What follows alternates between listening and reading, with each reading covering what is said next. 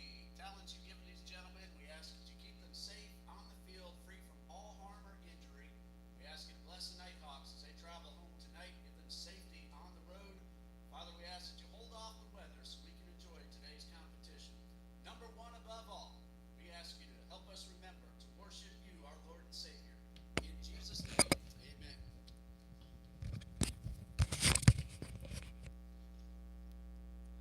Now introducing the starting lineups. First, for the visiting Nighthawks of Thomas University. Leading off in center field, number 2, Elias Garcia. Batting second at shortstop, number 7, Seth Waltmeyer. Batting third behind the plate, number 18, Braden Lahan.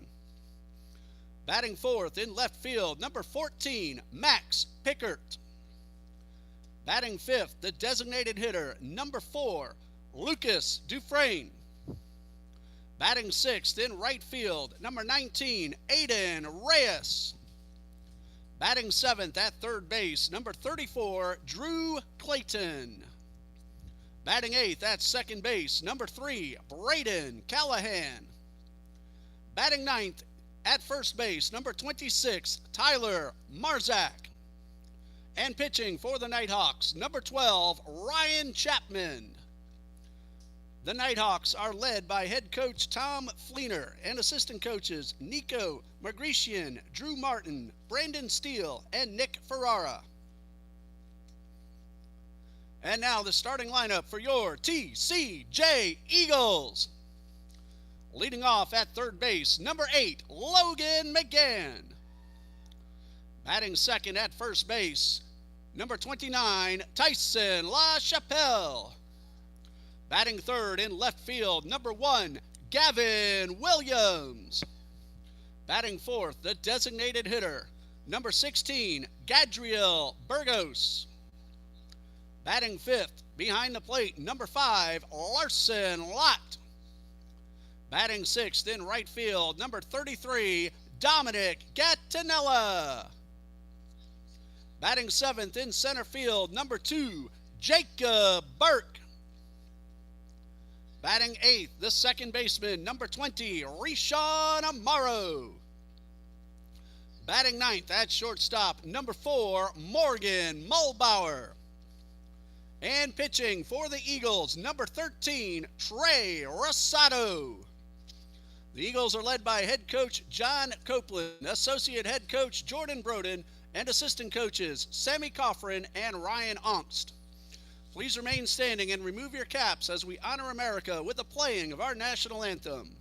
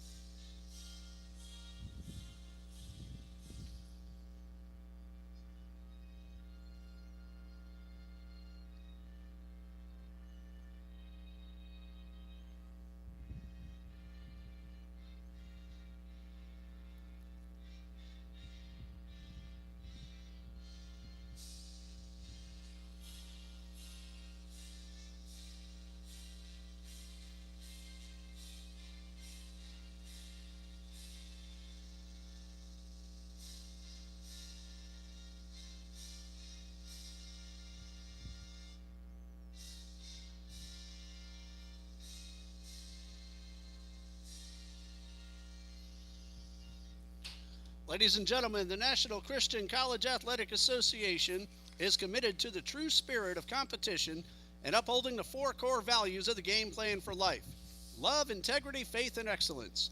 We ask that each participant, official, and spectator join us in exhibiting these Christ-like characteristics and help create a positive environment in which to enjoy today's competition.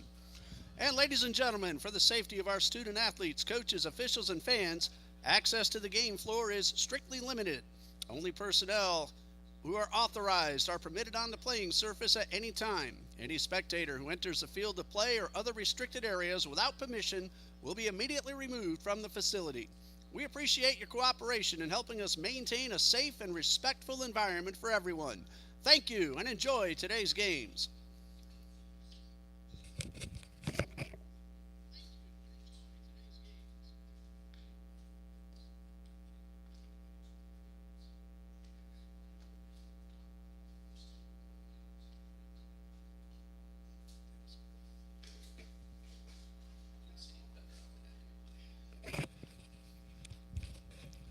And hello again, everybody. Welcome to Trinity Ball Yard. We're on the hill on the west side of Jacksonville. Trinity College of Jacksonville taking on the Nighthawks of NAIA Thomas University, who was 13-14 this season, and they are 6-6 in Southern States Athletic Conference competition. Taking on the Eagles of Trinity College of Jacksonville, 8-16 overall. A couple of games they should have won but did not. But they are 5-3 in NCCAA South Region competition. We apologize, our online score bug is not functioning this afternoon, but we'll try to remember to say the score a lot and type it onto the chat as often as we are able to do so. And in case you missed it, quickly through the batting order for the Thomas University Nighthawks. Elias Garcia is in center field, Seth Waltmeyer the shortstop, and Braden Lahan the catcher. The middle third is left fielder Max Pickert, DH Lucas Dufresne, and right fielder Aiden Reyes. And the bottom third of the batting order, third baseman Drew Clayton, second baseman Braden Callahan, and first baseman Tyler Marzak. Facing Trey Rosado. We'll tell you a little more about Rosado in just a moment. And the first pitch is a fastball in there for a strike. Rosado has no win-loss record and a very nice 3.38 ERA. This is his first start of the season as that one misses down low. His fourth appearance overall. He has totaled 8 innings. He's allowed 8 hits, 4 runs, 3 earned. He has walked 4 and struck out 6 and has had 2 very good outings against NAIA competition, scoreless in a total of about 7 innings. There's a line drive into center field for Elias Garcia, and he leads things off with a base hit for the Nighthawks. So Garcia greets Rosado quite rudely. Garcia comes in hitting .346, and he's aboard with nobody out. And the shortstop Seth Waltmeyer is at the plate, 309 on the season, 1 homer and 12 RBIs. And Rosado with a breaking ball that misses down low. Garcia is 6 for 7 in stolen base attempts. We'll see if head coach Tom Fleener has anything in mind. The Nighthawks, very good, 45 for 51 this season. Good lead by Garcia, not going. This one bounces in the turf, and that'll be a wild pitch, allowing Garcia to take second base. So base hit and a wild pitch. And because of the forecast, we are starting an hour earlier than scheduled. Hopefully everybody got that information and is joining us now. Forecast for rain later tonight. Right now, 63 degrees, very cloudy, and the wind is howling out to right field at 17 miles per hour. And Rosado misses up and in with a fastball. So that's going to favor left-handed pull hitters, and any fly ball that's hit towards right has a good chance if hit well. So outfielders will have to be aware and get on their horse and head back to the warning track. The 3-0 on the way, and a fastball is in there for a strike.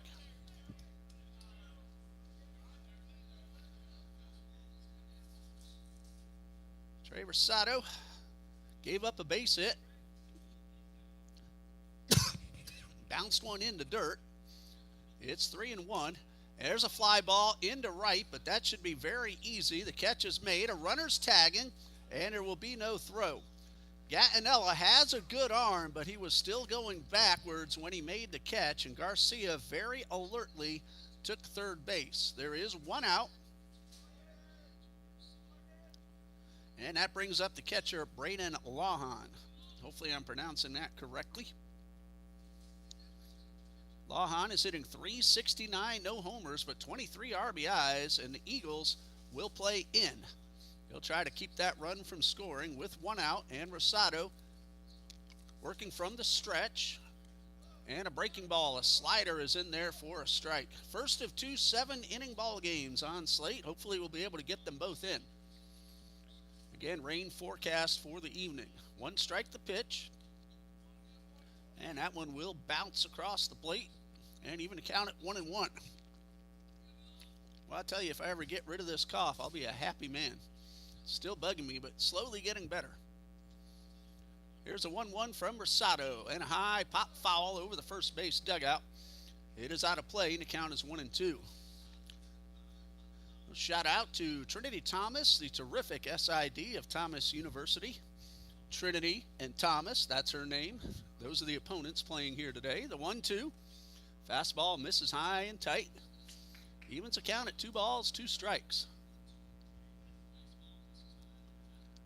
One out. The infield is in at all 4 positions.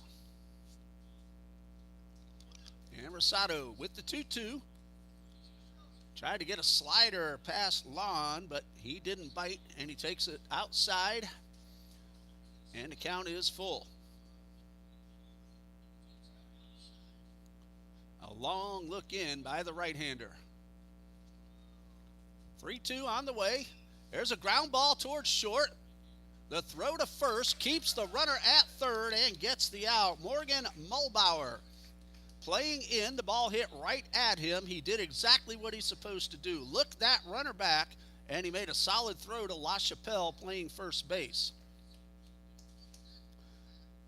So Max Pickert will be at the plate with runner at third and 2 outs, and Rosado has a good opportunity to get out of the inning after the leadoff single has gotten to third base. Max Pickert, left-hand hitting left fielder. Batting .294, no homers, 19 RBIs. Fastball on the inside corner for a strike. Nighthawks have hit 8 home runs as a team this season.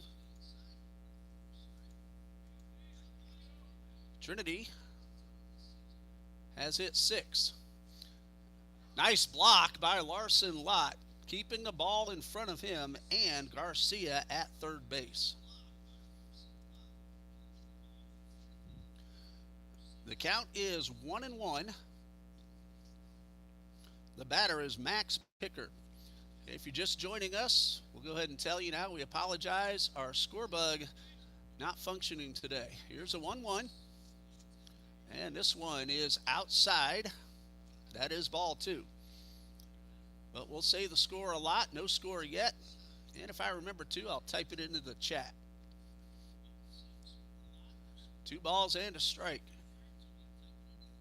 2 outs with the runner at third. Rosado delivers. Misses low and outside. That's ball 3. He fell behind Waltmeyer, but got the fly ball. Got a ground ball to Lawhon. And Mulbauer kept the runner at third. Now 3-1 to Pickert. And that one misses outside. That is ball 4, and runners are at the corners with 2 away. Brings up the designated hitter, Lucas Dufresne. He's hitting .390 with 11 RBIs.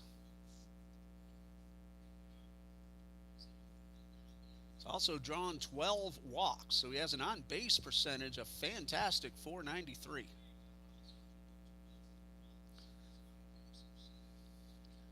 This is game number 28 for the Nighthawks. They are 13-14. A nice slider by Rosado is in there for strike 1.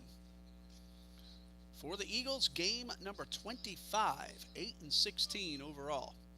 1 strike pitch in the turf, and another block by Larson Lott.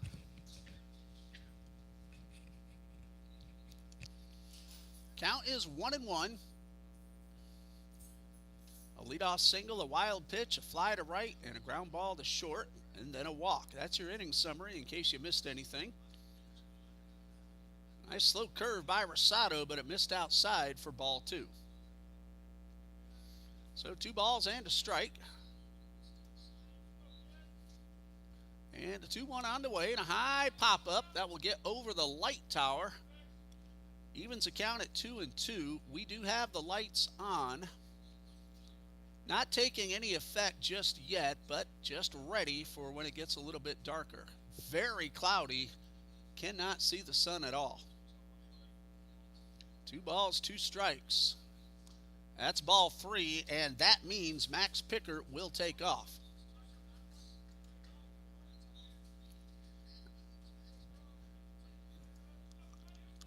I'm surprised Pickard hasn't gone yet. He's 3 for 3. But he's taking off automatically on the payoff pitch. There goes a runner.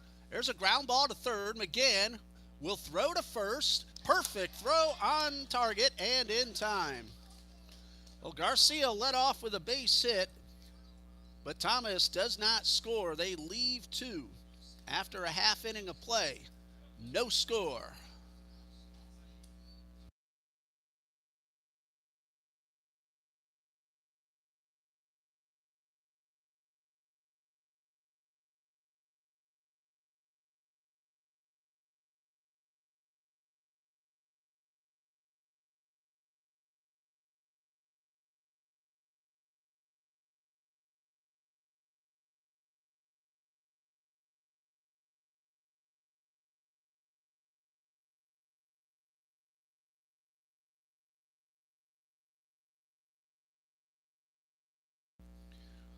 Well, Thomas threatened, but Rosado got out of the inning with a couple of ground balls, and now his offense will try to give him a lead.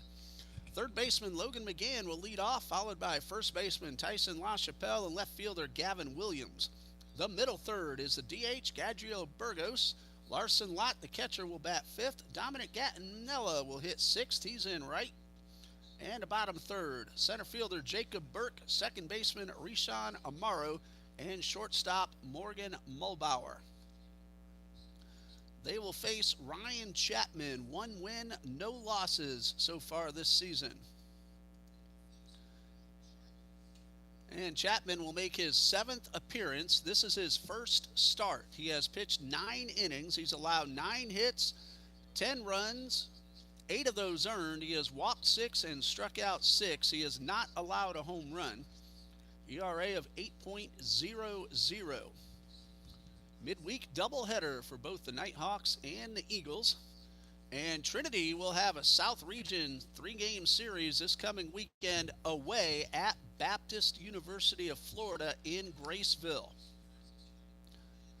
They will have a single game on Friday night, and they will have a doubleheader on Saturday afternoon. 6 p.m. first pitch on Friday, 12 noon first pitch on Saturday. The video link is up on our site, but there is a fee to watch Baptist's live streams. We'll tell you a little bit more about the Nighthawks as well. Friday afternoon, they're home against Blue Mountain Christian University, and a little bit more coming. But right now, Logan McGann is ready to take his hacks. First pitch fastball is up and in.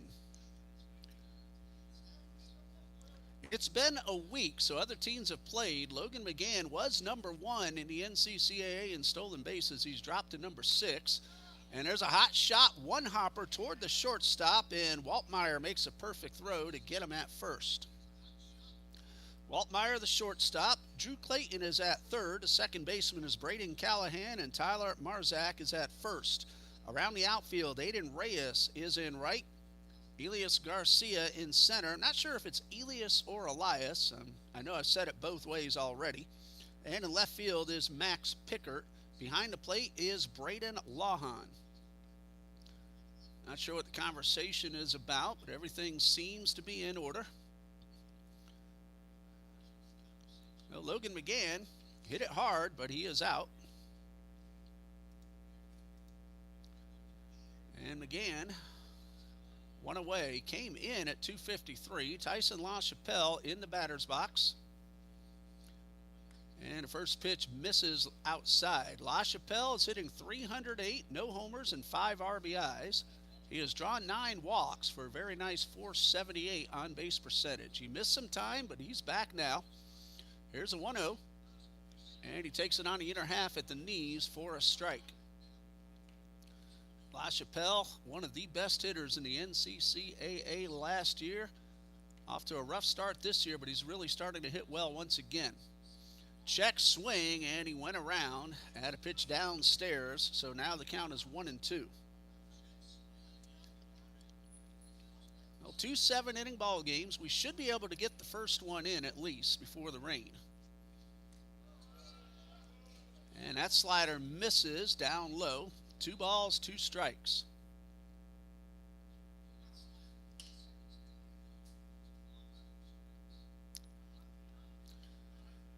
Chapman delivers, swing and a miss. LaChapelle pulled his head, and he is out number 2, the first strikeout for either pitcher. And Gavin Williams will step up with the bases empty and 2 men out. Williams also missed a few ball games due to injury. Glad to have him back. He's hitting .377, no homers, 17 RBIs. He is number 2 on the team in driving in runs. And the first pitch is a little bit inside. Williams has also walked 12 times. His on-base percentage, .493. He has 7 doubles and a triple. There's a line drive into the gap. Williams will round first. He will head to second. The ball is up against the wall, but he will stop right there with a 2-out double. Hit that ball very hard and gets himself at second base with 2 men out for the Eagles' leading RBI man, Gadriel Burgos, who has driven in 28 with 1 homer. He's hitting .310. Williams, pretty good speed out there at second base as well. He is 8 for 9, but with 2 outs and himself at second, not as likely that he will run.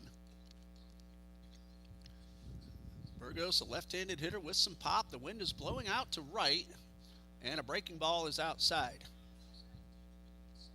Don't be surprised if we see a few today, the way this wind is blowing. Only TCJ action. Here's the 1-0. High fly ball. He got under it. Should be caught behind second base. Callahan puts it away to retire the side. Well, the Eagles get a 2-out double, but nothing else. And after 1, we have no score.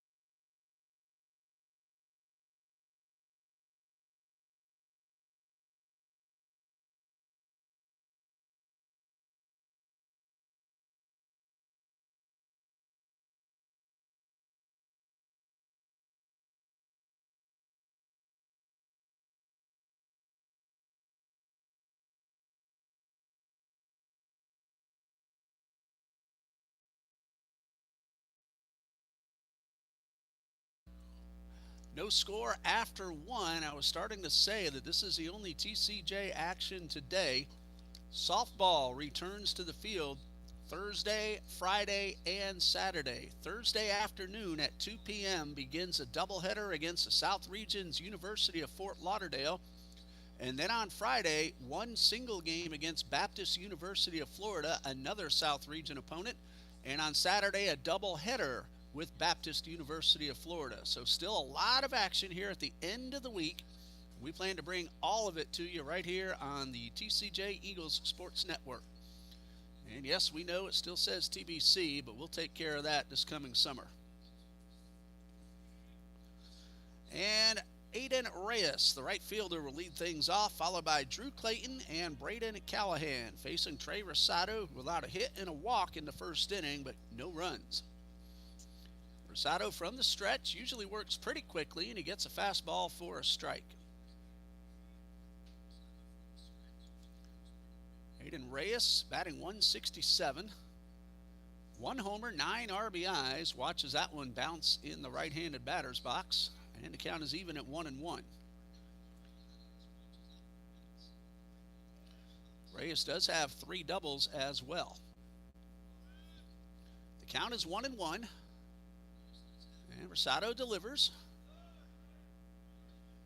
And a little bit outside, says the umpire, and it's 2-1.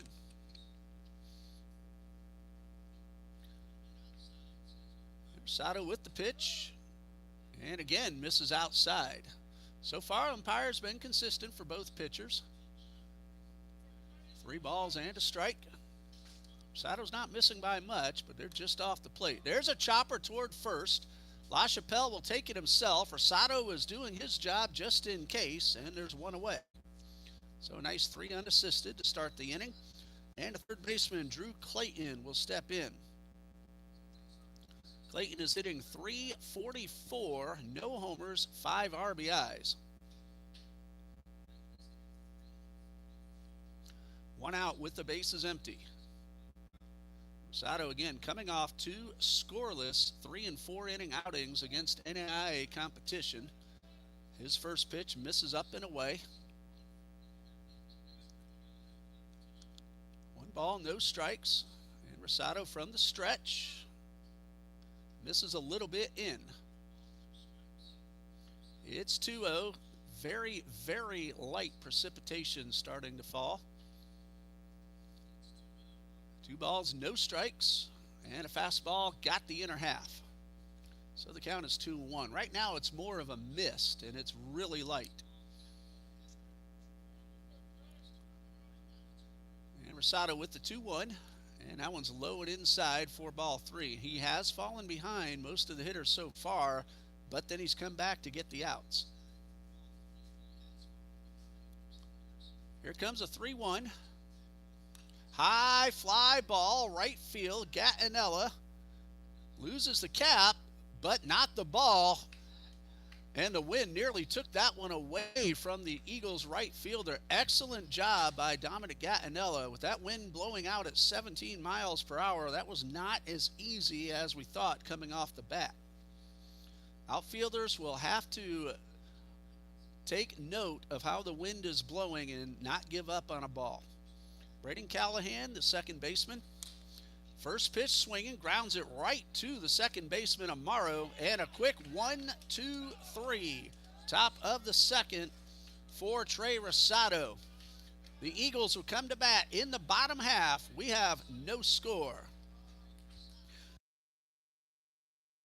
Official sports equipment and athletic apparel supplier of Trinity College of Eagles Athletics. Since 1972, BSN has made it their mission to elevate the student-athlete experience, remove everyday hassles, and let coaches quickly order team uniforms, apparel, and equipment from the world's top brands.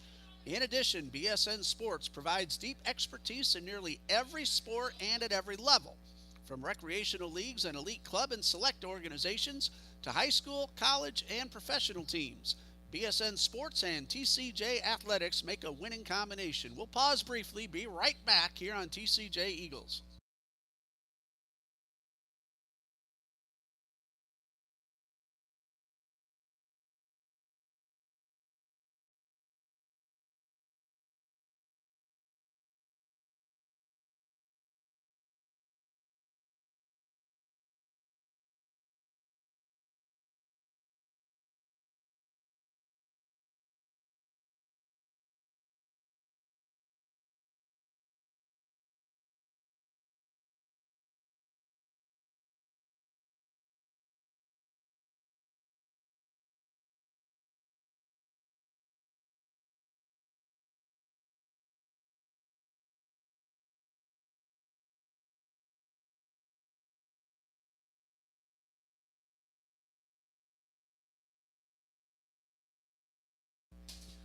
Bottom of the second, Eagles will bat Larson Lott, Dominic Gattinella, and Jacob Burke. No score.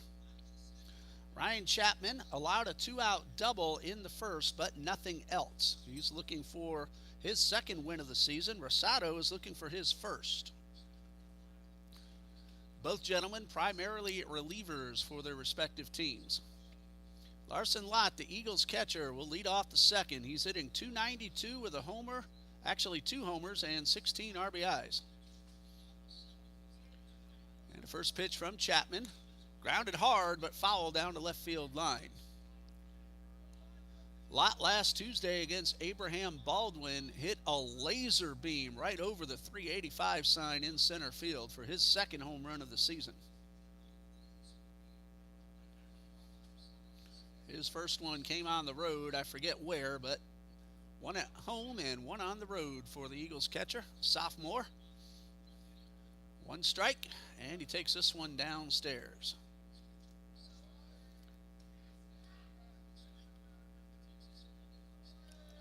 Counts 1-1. And Chapman delivers, and this one is popped up and out of play. Thomas with that Friday afternoon 1 o'clock game against Blue Mountain Christian, and then the Nighthawks will play a doubleheader. Actually, a doubleheader Friday at 1 and 4, and then a single Saturday game against Blue Mountain on Saturday the 28th, beginning at 1 p.m. That one misses upstairs. That is ball 2. Tuesday the 31st, Thomas will take on Jacksonville's NCAA Division II Edward Waters Tigers. Here's a 2-2. Line drive. Base hit into center field. Lott hits the ball hard and gets himself a leadoff single.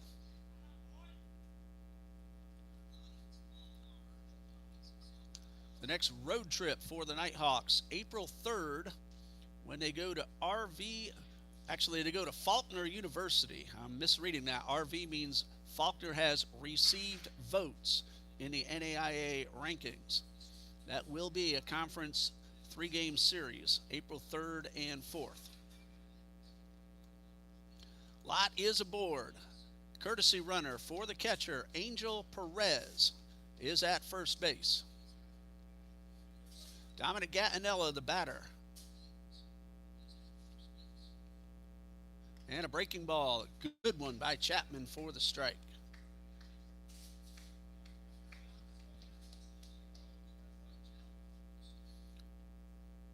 Dominic Gattinella is hitting .338.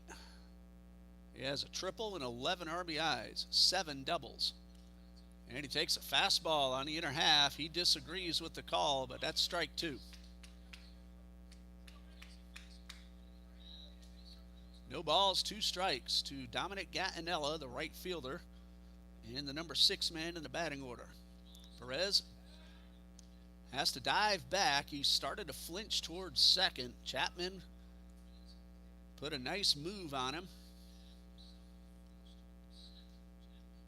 Perez has pretty good speed.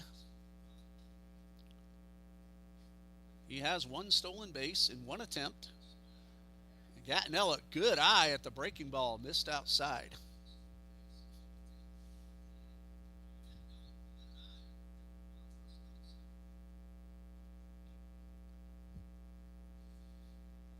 Two balls, 2 strikes, a count to Gattinella.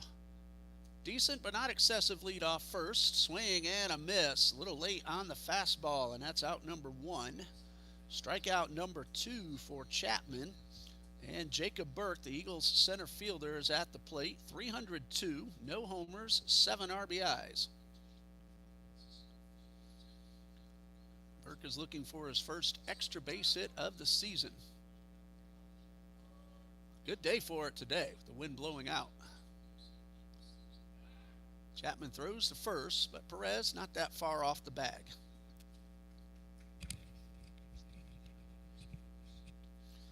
Chapman has not yet made a pitch to Burke. And here comes the first pitch, breaking ball for a strike. Not what Burke wanted, so he let it go. He was looking for the fastball. Nothing wrong with that on the first pitch.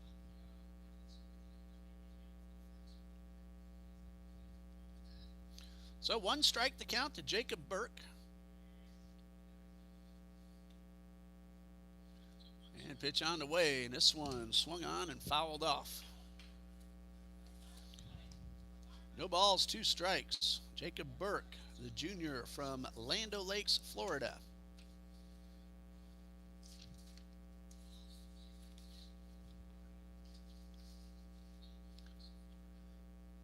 Again, a modest lead off first, and Perez really didn't even have to dive back over there at first.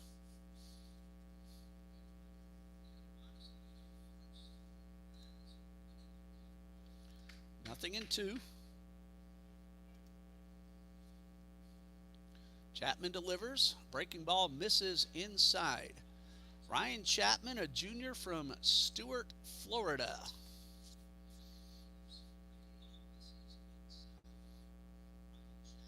His longest outing so far, 3 innings in his first appearance on February 7th against Reinhardt.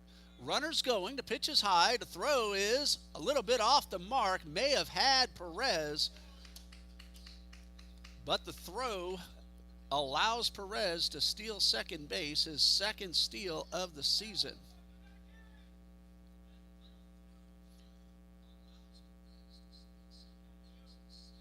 So an RBI opportunity now for Jacob Burke. 2 balls, 2 strikes. Chapman will check that runner, and the pitch. And a tapper that's going to go foul. And Coach Broden, the barehanded play.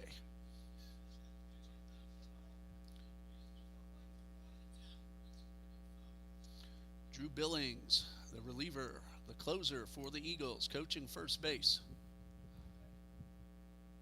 2 balls, 2 strikes to Burke. And he takes it upstairs. That's ball 3.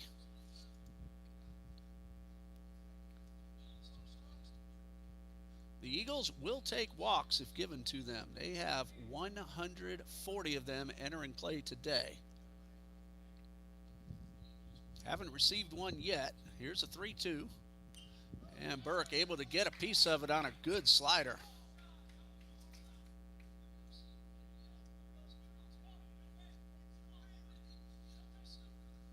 Logan McGann has drawn 23 of those walks. Well, right now, Burke's looking for something he can get into the outfield and bring in the run. No score, bottom of the second. And a pitch. There's a ground ball that will be fielded by the third baseman, and a throw to first is in time. Drew Clayton looks the runner back and gets the out. Rishan Amaro will now have the opportunity to drive in the run. Amaro is hitting .234 with 4 RBIs.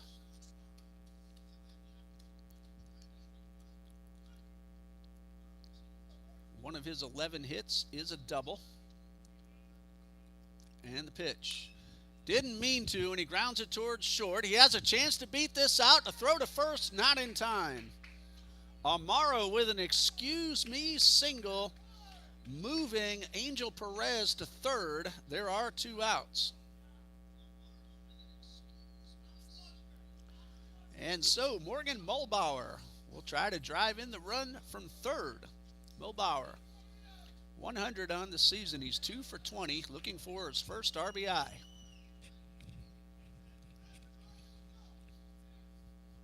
Great hustle by Rishan Amaro to beat that out. He was trying to check his swing, but got the slow roller towards short. First pitch to Mulbauer. Instead, a throw to first, and the runner's back. Third hit for the Eagles.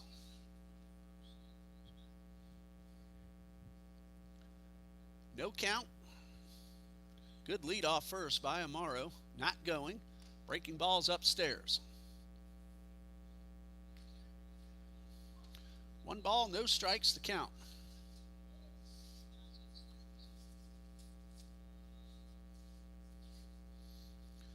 Chapman had stepped off, now ready.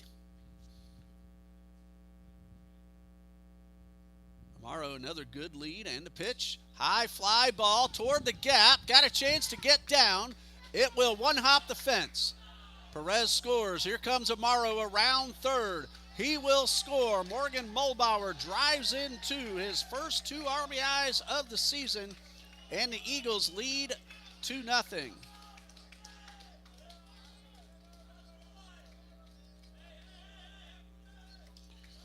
Mulbauer got it up into the wind, and the ball just kept on carrying away from both outfielders, right fielder Aiden Reyes and center fielder Elias Garcia. Larson Lott led off with a base hit. Angel Perez, a courtesy runner. And credit Rishawn Amaro for hustling on that ground ball to short to keep the inning alive. Here's Logan McGann. And the pitch is a fastball for a strike. McGann came in hitting .253 with 8 RBIs. 23 walks for an on-base percentage of .432. Bounced to short his first time up. A hard one hopper. And takes this one outside to even the count at 1-1.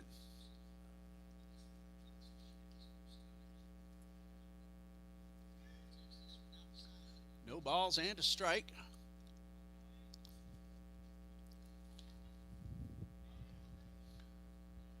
Chapman checks the runner at second, now delivers, and misses low for ball 2.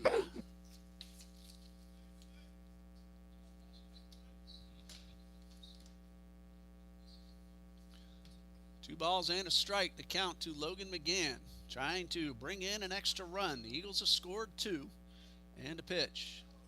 It is downstairs.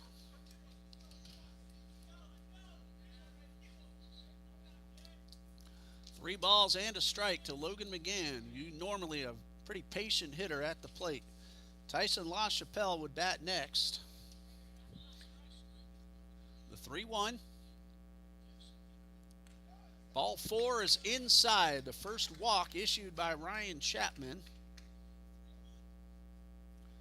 And it brings up Tyson LaChapelle, who was a strikeout victim his first time up.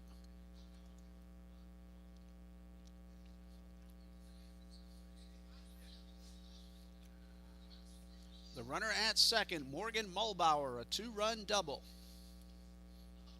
The runner at first, Logan McGann, he walked. And Tyson LaChapelle at the plate. There are 2 outs. The first pitch is low. Ball got away from Lon, but no advance by Mulbauer.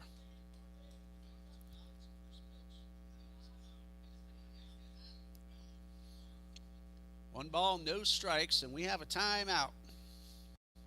It's not Coach Fleener. It is one of the assistant coaches walking out to the mound to talk things over with Ryan Chapman. Well, assuming no rain, this is the first of 2 7-inning ball games. When this one ends, we'll stop the feed and we'll start up a new one just before Game 2 gets underway.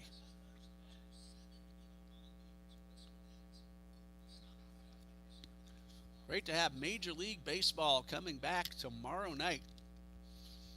Yankees and the Giants, the first game of the season, then everybody else starts either Thursday or Friday. What a terrific World Baseball Classic we saw just a few weeks ago. Congratulations to Venezuela as they got the crown,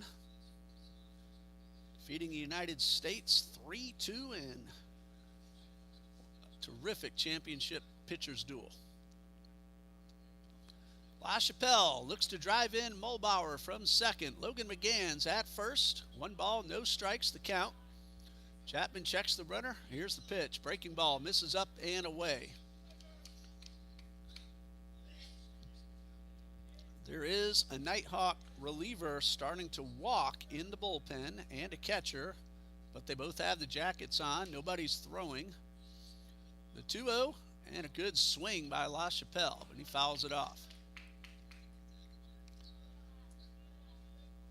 And now Gabe Tefelski starts to limber up his arms. Second time in a row that the United States lost 3-2. Remember last time Shohei Ohtani was able to strike out Mike Trout. That one called a strike right at the top of the zone. Andrew right on top of everything over there, letting me know that. I remember Ohtani pitching to Trout. I didn't remember the score was 3-2. Here the count is 2-2 with 2 outs and a pitch. There's a ground ball, but that's going to be an easy play. A quick flip from the second baseman Callahan to the shortstop Waltmeyer to retire the side. Eagles, though, get 2 on the 2-run double from Morgan Mulbauer. After 2, Trinity 2, Thomas nothing.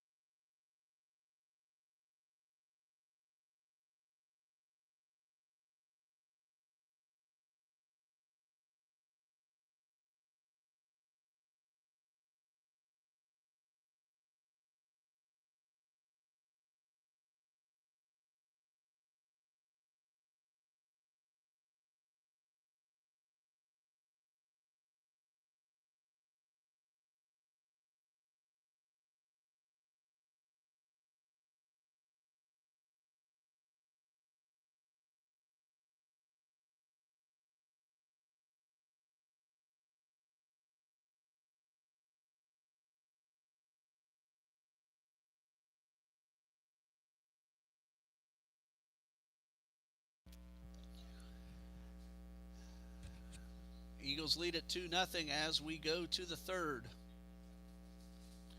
Morgan Mulbauer with the 2-run double with 2 outs to drive in Perez, who ran for Lott, and Rishan Amaro. Both Lott and Amaro hit their way aboard. And here in the top of the third, 9-1-2 for the Nighthawks, Tyler Marzak, Elias Garcia, and Seth Waltmeyer. Tyler Marzak, the first baseman, ready for his first pitch. And Rosado misses for ball 1. Marzak, 222, no homers, 5 RBIs. He has a couple of doubles. Breaking ball by Rosado, got the outer half. A ball and a strike. Count is 1-1. Rosado with the pitch and a chopper towards second. Amaro, easy play. And look at the hustle by Tyler Marzak. He made that a much closer play than I would have guessed coming off the bat. Nice job. Always hustle, because if the fielder lollygags or bobbles the ball, batter has a chance to beat it out. Garcia started the ball game with a base hit into center. He got to third base, and Rosado was able to retire the side. And that one bounces just in front of home plate. 315 down the lines, 355 to the alleys, and 385 to dead center here at Trinity Ball-Yard. 1 ball, no strikes, and a pitch. Line drive, 1 hopper to Amaro. He had to backhand it, but he made the play.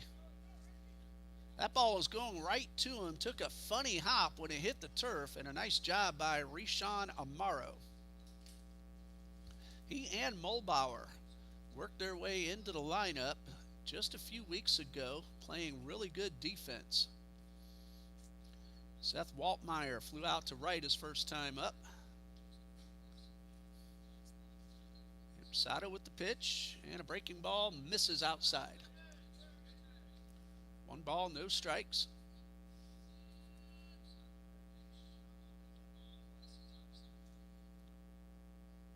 And the 1-0, fastball on the inside corner. That evens it up at 1-1. 2 outs, bases empty. A pair of ground balls to the second baseman, Rishan Amaro. And Rosado, the 1-1. Check swing, and he held up in time. That is ball 2. Lott wants to check again, but the umpire says ball 2.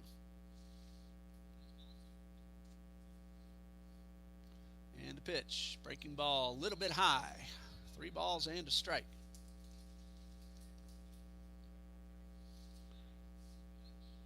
Rosado's now thrown 44 pitches. Here's a 3-1. And that one's on the inner half to fill the count with 2 outs and the bases empty. There's a lot of room in the right center field gap. Jacob Burke shading a little bit towards left, and Gattinella pretty close to the line and right. He won't have enough room to reach this one, however. It's in the bullpen, and we'll do it again. 3 balls, 2 strikes, 2 outs. And Rosado gets a sign he likes and delivers a payoff pitch. There's a line drive into right. Gattinella will not get there in time. He'll play it on the hop for a 2-out single off the bat of Seth Waltmeyer, who's now 1 for 2. Gattinella had thoughts of trying to make the catch, thought better of it. With 2 outs and the bases empty, don't try to be a hero. Let Rosado work his way out of it like he did in the first inning when he was in a little bit more trouble than this. He's going to face catcher Braden Lawhorn. Bounced to short his first time up. Strike called on the fastball. Rosado not overpowering, but he does have some movement on his fastball, a good bite to his slider, and a nice little slow curve. 1 strike pitch. And just a bit outside.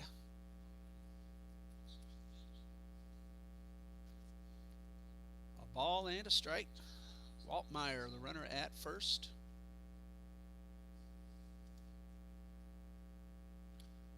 And the breaking ball's down low. Seth Waltmeyer, 4 for 4 in stolen base attempts. A junior from Palatka, not too far away. 2 counties south of Duval. And there's a strike at the knees. Played at Palatka High School, the Panthers.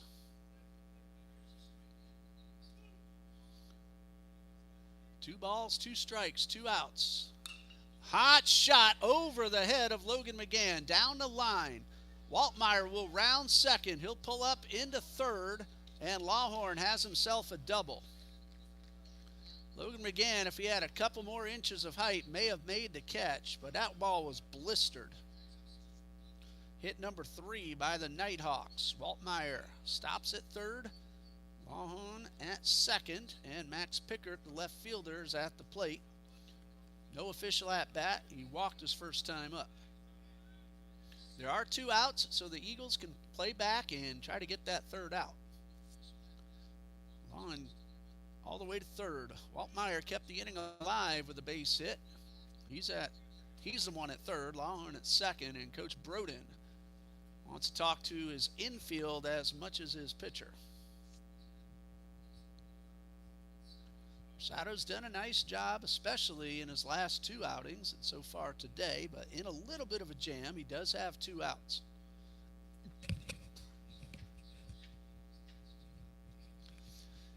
Eagles got their 2 runs in the bottom of the second. Morgan Mulbauer, a 2-run double with 2 outs. Max Pickert is trying to tie the score with a base hit. He has runners at second and third with 2 outs.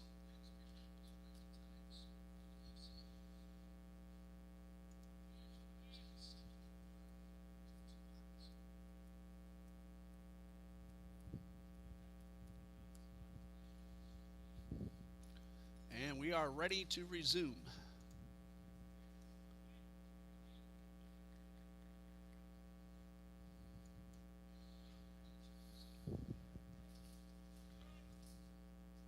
Rosado from the stretch, just needs to get the batter, and delivers and misses outside. Now first base is open, a walk not the worst thing, but I'm sure he'd rather get this out. 1 ball, no strikes.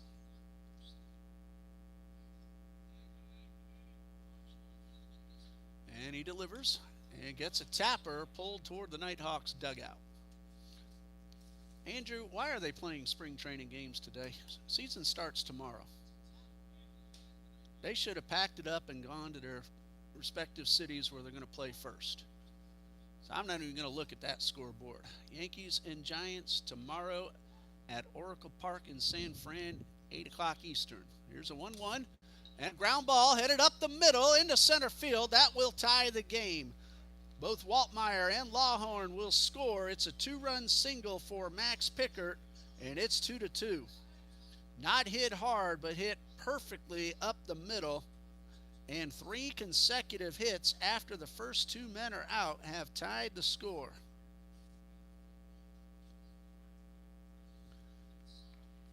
Hit number 4 by the Nighthawks.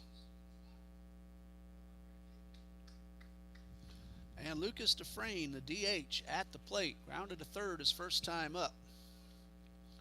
If that ball had been a foot or two to the left or the right, Eagles would have made the play. McGann charges the bunt and a perfect throw. LaChapelle kept his foot on the bag, and in one motion, Logan McGann makes the play, and that ends the inning. Dufresne trying to surprise everybody, and McGann made the play. 2 runs on 3 hits, a man left. Bottom of the third coming up. We are tied 2-2.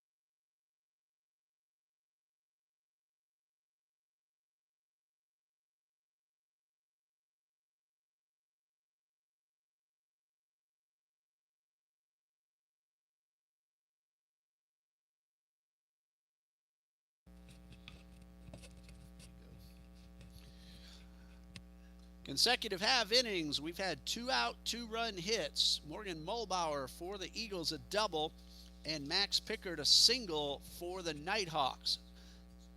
We're tied at 2. Bottom of the third, Gavin Williams, Gadriel Burgos, and Larson Lott are the scheduled hitters against Ryan Chapman. That's hitters 3, 4, and 5 in the Trinity batting order. Gavin Williams doubled his first time up, but didn't go any further. Takes the first pitch, breaking ball upstairs.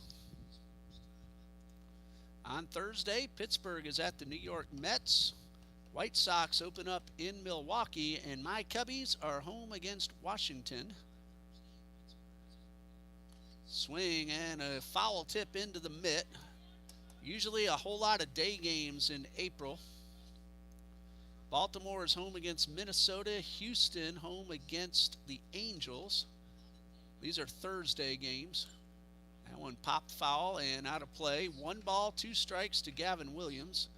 Detroit's at San Diego, Boston at Cincinnati, Texas at Philadelphia,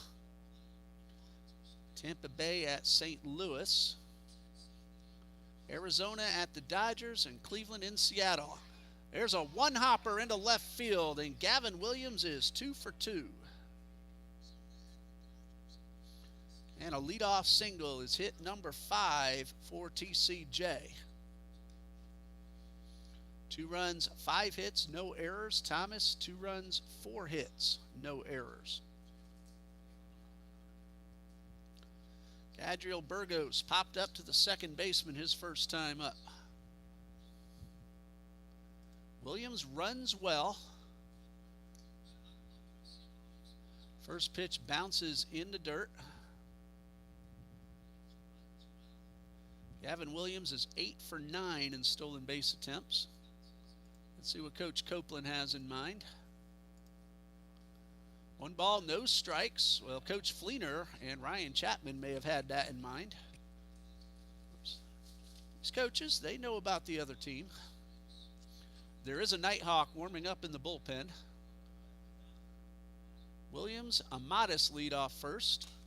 There's a ground ball into right field. That's a base hit. Williams will stop right there. Aiden Reyes got to it quickly, but the Eagles get the first two men aboard. Hit number 6 for TCJ.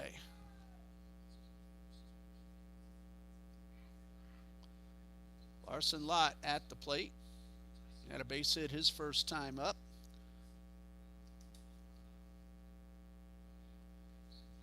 The man throwing in the bullpen, Eidelman.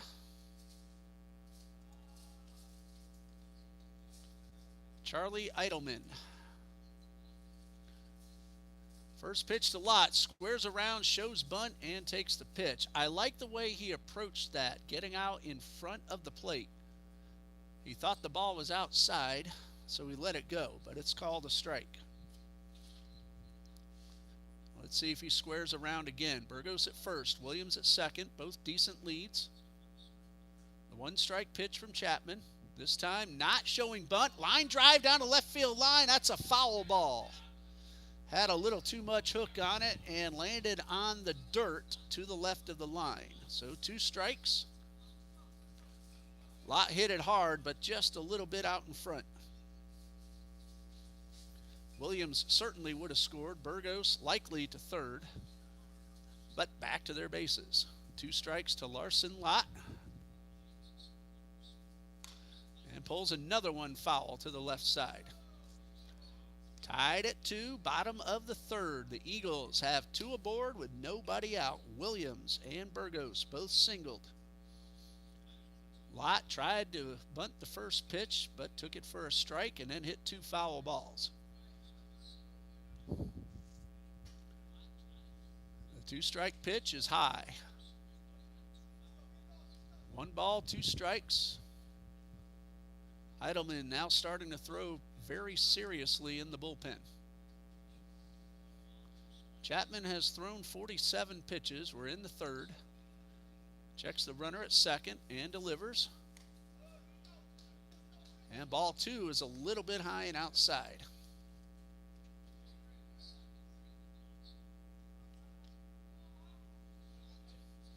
Two balls, 2 strikes.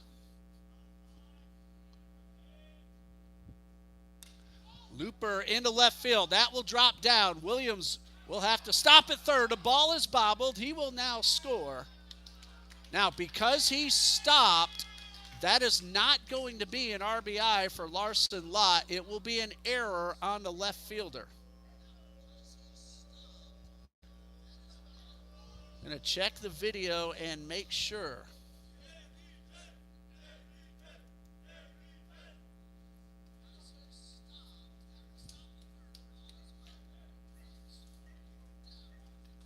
Williams had completely stopped, so no RBI for Larson Lott and an error on the left fielder. The Eagles lead 3-2.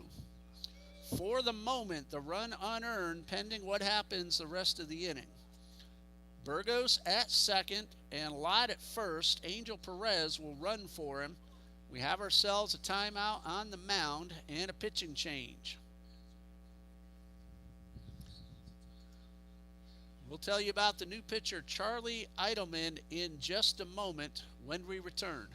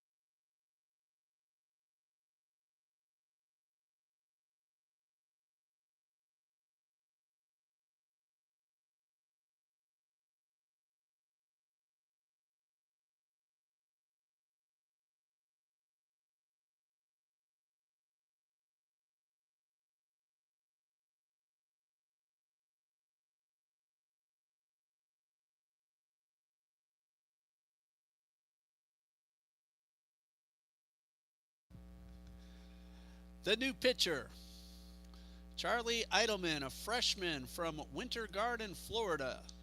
Played his high school ball at West Orange High School. 5'8", 160. Eidelman will make his 6th appearance, all in relief. No wins, no losses. He has pitched 6 total innings. He's allowed 4 hits, 2 unearned runs. He has walked 2 and struck out 3. Eidelman will inherit runners at first and second. Nobody out. Dominic Gattinella at the plate.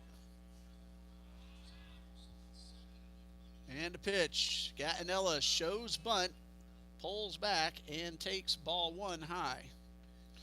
Ryan Chapman, 2+ innings. So far, 3 runs, 2 earned. He is responsible for the runners on base. 7 hits, 2 strikeouts, and 1 walk. Burgos at second. Williams at first. 3 consecutive hits to start the inning. And the pitch. Gattinella again shows bunt and pulls it back and takes this one low. 2 balls, no strikes.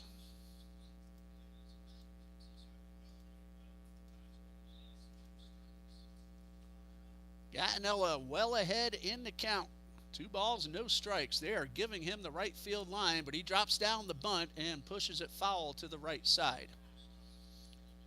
He'll have another opportunity with a count of 2-1. Coach Jordan Broden at third base. Coach Drew Billings at first base.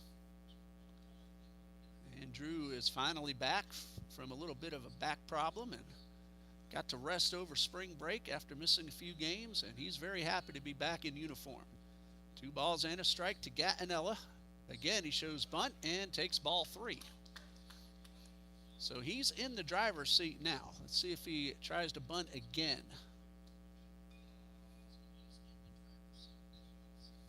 Jacob Burke on deck, followed by Amaro and Mulbauer. 3 balls and a strike. And a pitch. He drops down the bunt. There's only 1 play. The throw to first is in time. Sacrifice bunt for Gattinella. He is out 1-3. Burgos moves to third. Perez moves to second. The run is now an earned run. And it brings up Jacob Burke. Nothing out of 1. Grounded out to third his first time up. And a slider in there for a strike.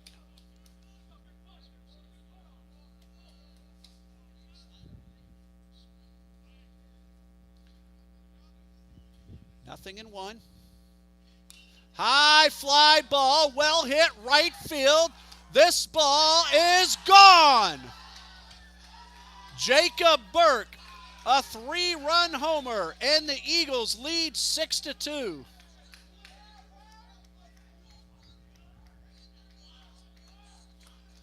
Burke got it up into the jet stream and hits a 3-run homer.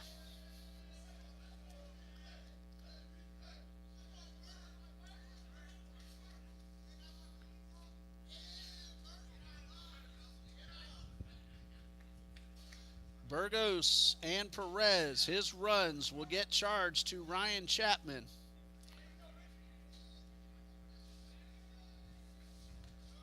Burke's run will be charged to Charlie Eidelman. And Rishan Amaro is at the plate. Amaro, the left-hand hitting second baseman. 1 strike, and it's 1-1 as this one is inside. A 3-run homer for Jacob Burke.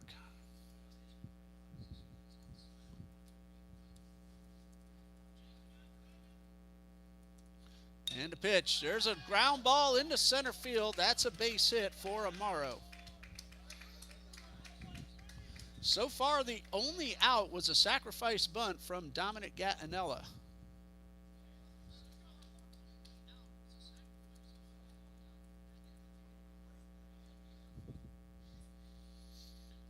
And it brings up Morgan Mulbauer, who had himself a 2-run double his last time up. That was in the second.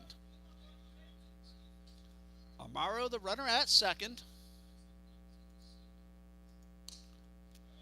And this one misses the outside corner. Amaro is 4 for 6 in stolen base attempts. 1 ball, no strikes. Mulbauer, number 9 hitter. Toss over to first, and the runner is back.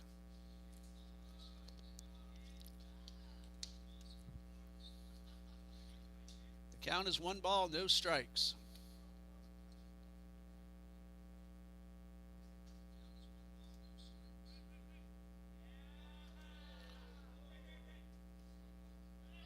And step off the mound by Eidelman. Billings was asking for a balk. Not going to get that call. Runners going. The pitch is down low.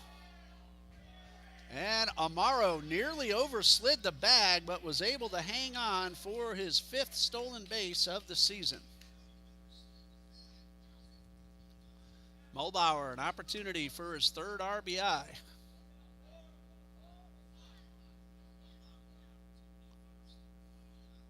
There's 1 out with the runner at second. 4 runs have scored. Here's a pitch from Eidelman. A good fastball right down the middle.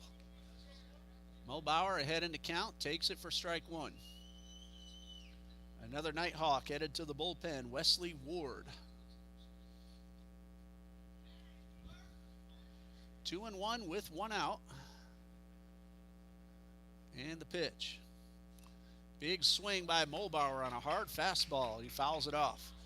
Both teams have conference 3-game series this Friday and Saturday. So primarily relievers started for both Thomas and Trinity.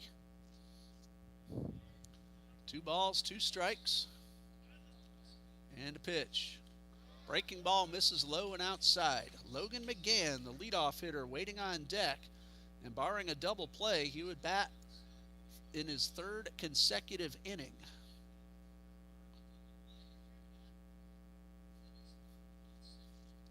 Three balls, 2 strikes. High pop foul out of play.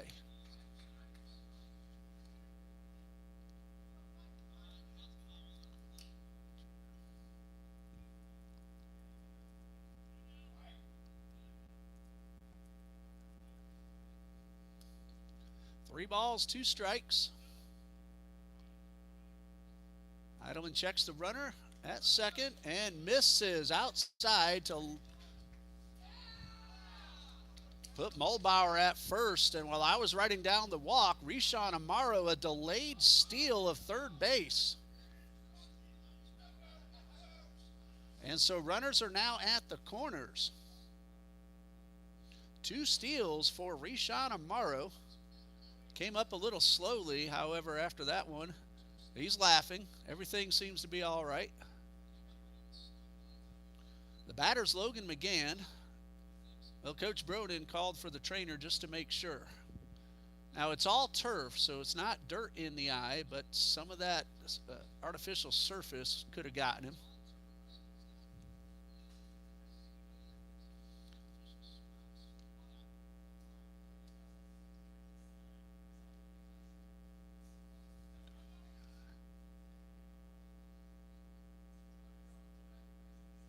Tomorrow night, Yankees and Giants. Max Fried for the Yankees. Logan Webb for the Giants. Both finished 4th in Cy Young voting. Andrew, you might have a future in sports media. Andrew Thomasone. Like I used to be, breathes, eats, and sleeps baseball. I still love it that much, but with all that I do, it's hard to keep up with everything like I used to. McGann showed bunt, pulled back, and took ball 1 upstairs. Runners are at the corners with 1 out, and McGann batting in the 3rd consecutive inning. Nothing out of 1. He walked his last time up. Mulbauer leading off first, and a pitch. McGann this time not showing bunt, and he takes a breaking ball for a strike. Mulbauer is 6 for 6 in stolen base attempts. Eagles as a team are 60 out of 70 entering play today. Count is 1-1. There goes the runner. It's up and in. The throw is not made. Lahan tried to catch Amaro sleeping off third, but Amaro very aware. Stolen base for Morgan Mulbauer. His 7th of the season, and McGann could drive in 2. Wants to get one up into the air, at least get 1 run home. All 4 infielders in on the grass. 2 balls and a strike. Eidelman from the stretch, the pitch. A little bit of a late call, but it's strike 2 at the top of the zone. So the count is 2-2.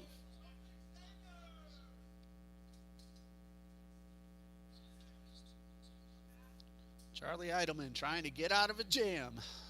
2 balls, 2 strikes, and the pitch. Good eye at the plate by McGann, and he works the count full, low and inside. Tyson LaChapelle waiting on deck. He would also bat for a 3rd consecutive inning unless we have a double play. High fly ball, should score 1. Going back is the center fielder Garcia. He makes the catch. Both runners will tag. Amaro will score. Mulbauer's at 3rd, and it is now 7-2. Sacrifice fly. And an RBI for Logan McGann. And for McGann, that's his 9th RBI of the season. There are 2 outs. Amaro came across, and Mulbauer advanced to 3rd. 9th man of the inning, Tyson LaChapelle, nothing out of 2. Big inning for the Eagles. Now it's up to Rosado to make sure the Nighthawks don't catch up. And fisted foul toward the bullpen area and out of play. Mulbauer can scoot, so if a ball gets by, he'll be alert. But remember that 2.5-foot concrete wall back there behind the plate, and the curvature allows many of the balls to bounce right back to the catcher. That happens very often. LaChapelle takes a strike. It's 0-2. If he reaches, Gavin Williams, who started the inning, would bat next.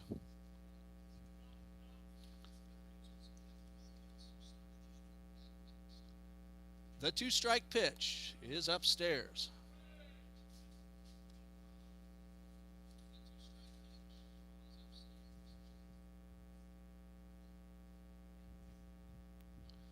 One ball, 2 strikes.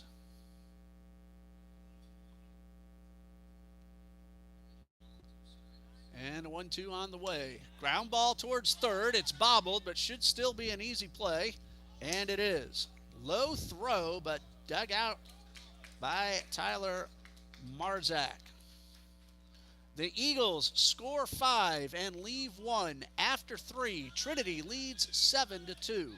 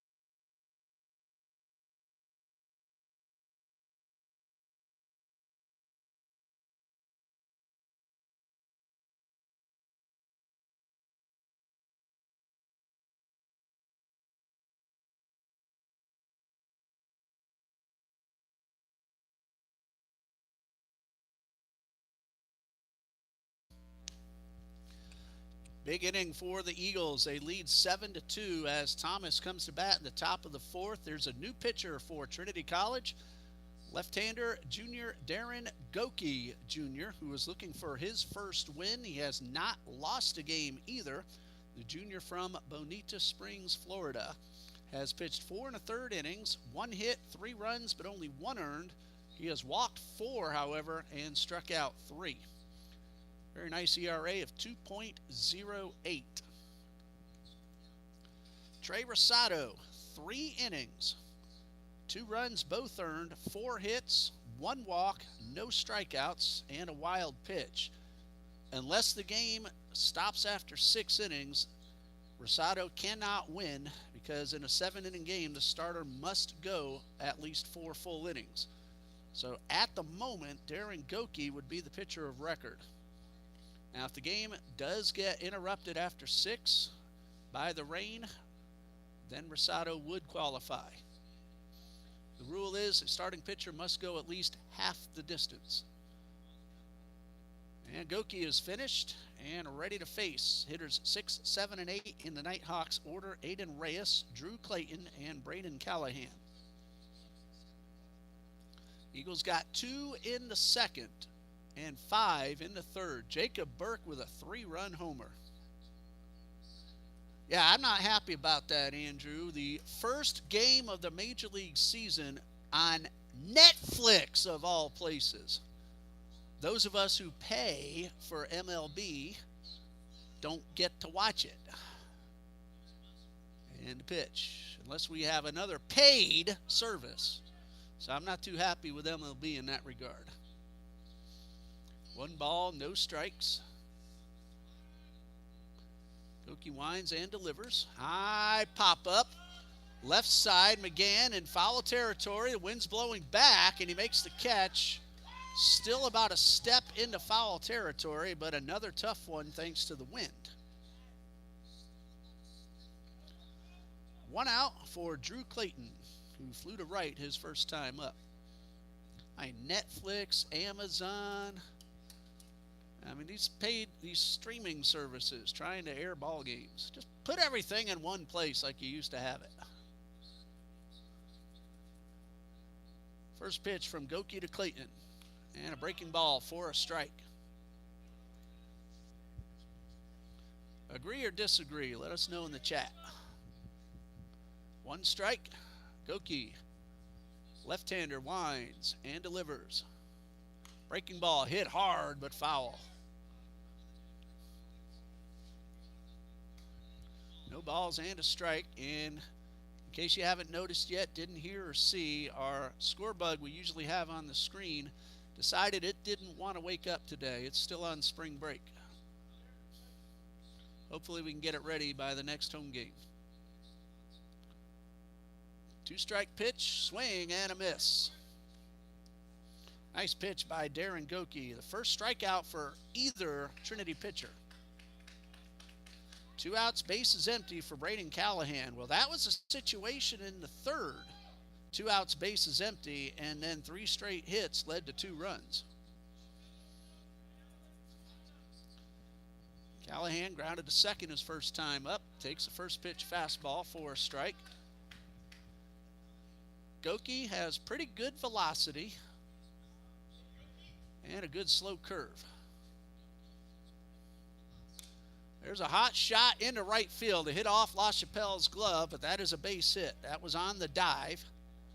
And so Callahan trying to repeat the Nighthawks' 3rd inning after they got the first 2 out.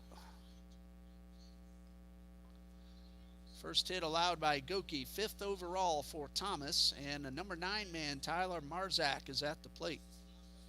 With 2 outs in the third, Seth Waltmeyer singled. Braden Lawhorn doubled to put them at second and third, and then Max Pickert drove them both in with a base hit. 2 outs, bases empty, and the first pitch in the turf.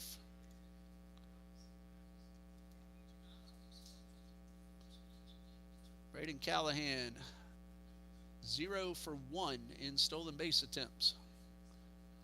Decent but not excessive lead. Goki has a decent move to first. And that breaking ball is just off the outside corner. There is another Nighthawk throwing. Might be the same gentleman, Wesley Ward, we saw down there a little while ago. Goki delivers. And it's low for ball 3. Garcia, the leadoff man, is next. There are 2 outs, but a count of 3 balls, no strikes to Marzak. That's ball 4, and not what Goki wanted to do there. That's been his trouble, finding the strike zone. Normally doesn't give up many hits. And now he'll try to get Elias Garcia. A single and a ground ball. 1 for 2 for the Nighthawks leadoff man.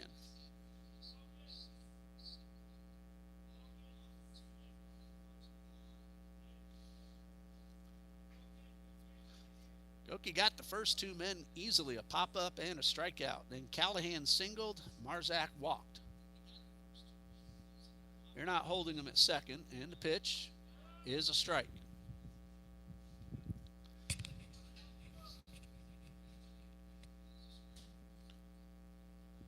Jacob Burke, his first home run of the season. RBIs 8, 9, and 10. Made it 6-2. Then Trinity got another one and leads 7-2 as that one bounces, and a nice block by Larson Lott. That was a 3-run shot by Jacob Burke.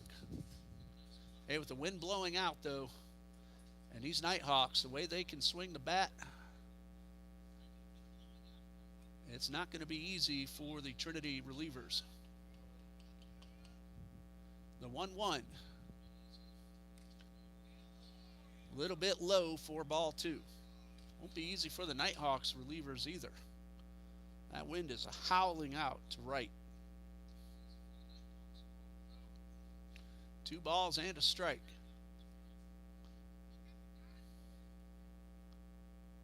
And the pitch. Ground ball towards third. McGann knocks it down, corrals, throws to first in time. Side retired. That's why you make sure to keep the ball in front of you. And McGann got the out to retire the side. 2 out base runners, a single and a walk, but no runs. Bottom of the 4th coming up. The Eagles lead it 7-2.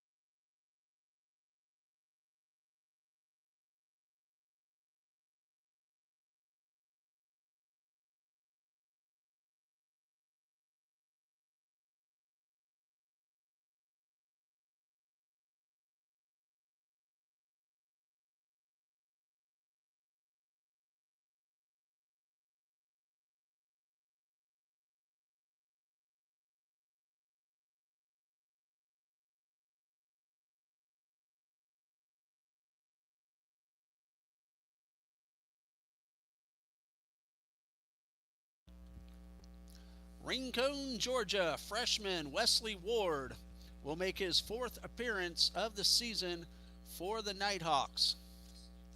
Wesley Ward, all his appearances in relief, a total of 3 innings. He's allowed 6 hits, 8 runs, 6 of those earned. He has walked 6 and struck out 6.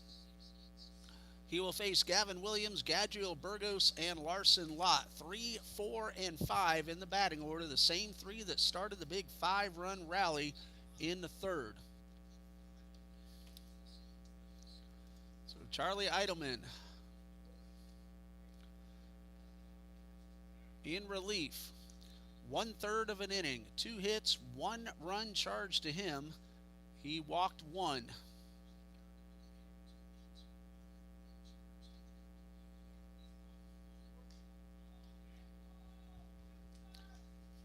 Check that, 1 full inning for Eidelman.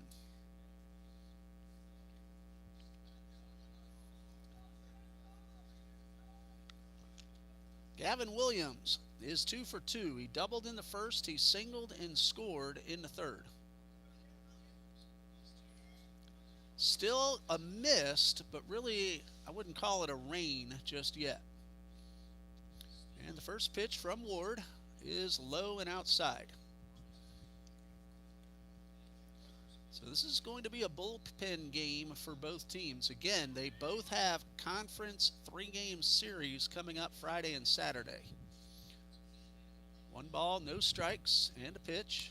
High fly ball.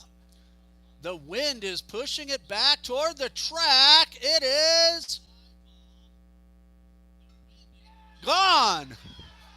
Had to wait a minute to make sure because it looked like Reyes might have made the catch. He didn't really show any reaction, and that's a leadoff home run for Gavin Williams, who needs only a triple now for the cycle. Well, that was definitely a wind-blown home run, but Gavin Williams and the Eagles will take it. For Williams, his first homer of the season and his 18th RBI. I honestly, for a moment, thought that Reyes had caught it because he didn't show any frustration. Burgos at the plate and the pitch. And that fastball misses inside.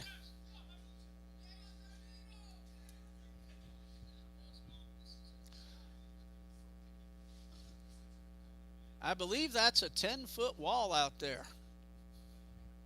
That was a big leap. I really thought he caught it. There's a ground ball into right and a base hit for Gadriel Burgos. That's his second hit. He's now 2 for 3. And Larson Lott is at the plate. He's 2 for 2. And his courtesy runner, Angel Perez, has scored twice.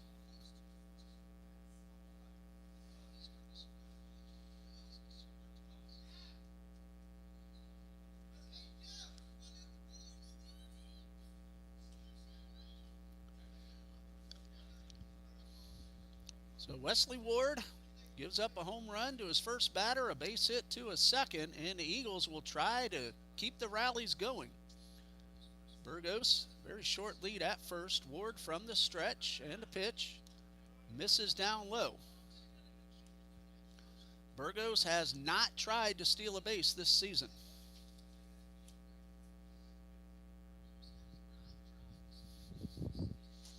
One ball, no strikes. Lott pops this one up. It's foul and headed toward the bullpen area. That had home run distance, but it was foul. And Larson has some pop the other way. Still, though, these Nighthawks, they can swing the bat. They've hit 8 home runs this season. Counts 1-1. And a pitch. And this one is chopped foul.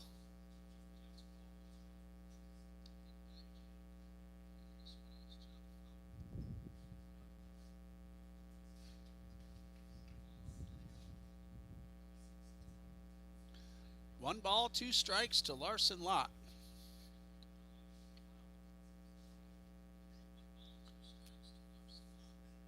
And Ward from the stretch and delivers. Misses low and outside. Count is 2-2. Eagles play at Baptist University of Florida once Friday night, twice Saturday afternoon. Here's a 2-2. High pop fly, right field, and again getting pushed by the wind out of play. Conference doubleheader for Thomas this Friday afternoon against Blue Mountain Christian, and they'll play 1 game on Saturday.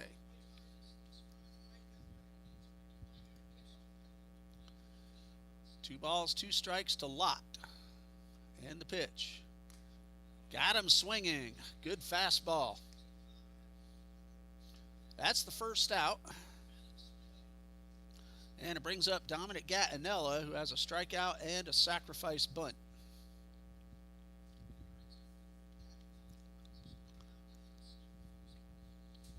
Burgos, the runner at first. They're giving Gattinella right field, on the ground and in the air. Tried to go that way, and he fouled it off. Callahan, the second baseman, is playing up the middle in double play depth. And, of course, Marzak, the first baseman, holding the runner. Reyes in right is off the line. High fly ball left field. This one has a chance. It is up against the fence. Burgos had to make sure the ball was not caught, so he will stop at third. And Gattinella has a double. The Eagles have second and third with one out. That time the wind may have kept the ball in the park. He hits it like that the other way, it's gone. But it's a double for Dominic Gattinella. Burgos, again, had to make sure the ball wasn't caught. It hit the warning track, so he had to stop at second. And Jacob Burke at the plate. Now, one of the worst things about hitting a home run, especially one who doesn't hit many, is getting it in the head to do it again. Just needs to make contact. And the pitch. And a strike. Burke just wants to get at least one run home by making contact. Nighthawks will play back except for Marzak, the first baseman. The one strike pitch from Ward is low and outside. Another man warming up for the Nighthawks. Count is 1-1 to Jacob Burke. Line drive, base hit. Burgos will score. Gattinella will be waved. Here comes a throw. It is cut off, and it's a two-run single for Jacob Burke. His fourth and fifth RBIs of the game. And the Eagles lead now 10-2.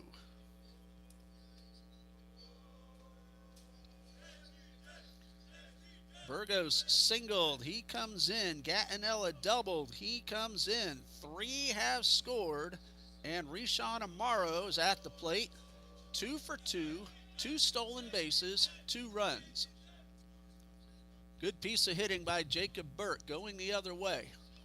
And the pitch, a little tapper. There will be just one play. Marzak will apply the tag. Burke advances to second, and there are 2 outs.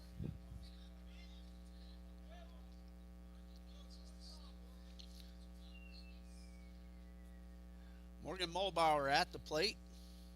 1 for 1 with 2 RBIs. He's also walked and stolen a base. Big inning once again for TCJ. Third straight crooked number. 2, then 5, then 3. Looking to make it 4 is Mulbauer, and he takes the first pitch down low.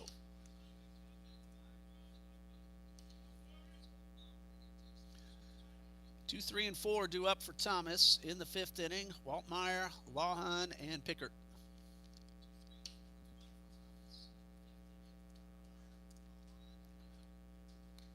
And a fastball, little bit low. 2 balls, no strikes.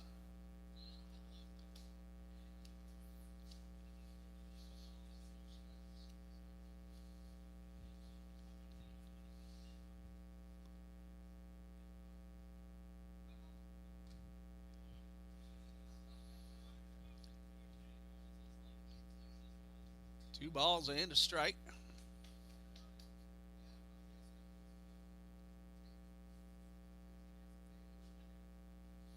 Mulbauer looking to drive in the run. Would be his 3rd of the day. And the pitch. Bounces away, but not far enough. Jacob Burke is a very well-experienced base runner. He hasn't tried to steal a base, but he knows how to run the bases. Another junior from Land O'Lakes, Florida. 3 balls, 1 strike, 2 outs with the runner at second. 3 runs are in. And the pitch. Misses inside. Mulbauer, his 2nd consecutive walk. First one issued by Wesley Ward. And it brings up Logan McGann. Eagles have batted 8 for the second consecutive inning, and Tyson LaChapelle would make it 9 for the second consecutive inning if McGann can reach. 2 outs, 2 on. And a pitch from Ward. There's a chopper up the middle. The throw to first. Nice job at first base by Marzak. He picks it on the low throw from Waltmeyer, and they get McGann at first. The Eagles get 3, a home run from Gavin Williams, a 2-run single from Jacob Burke. After 4, Trinity leads 10-2.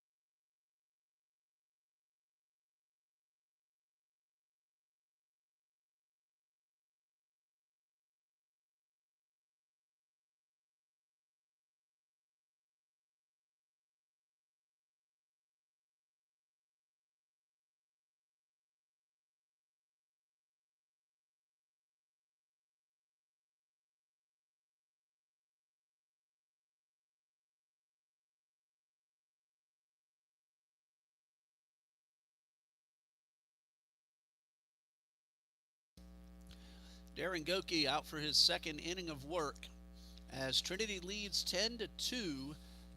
And starting the top of the 5th will be Seth Waltmeyer, who made a really nice play to end the 4th. Braden Lawhon and Max Pickert barring any changes. Trinity scored 2 in the 2nd, 5 in the 3rd, and 3 in the 4th. 10 runs on 13 hits. Thomas got 2 runs in the 3rd. That tied it up at 2-2. They have a total of 4 hits. Neither team has committed an error. Both teams have made some really nice plays, especially on the left side of the infield. Here's Seth Waltmeyer, who is 1 for 2, a base hit and a run scored in the 3rd.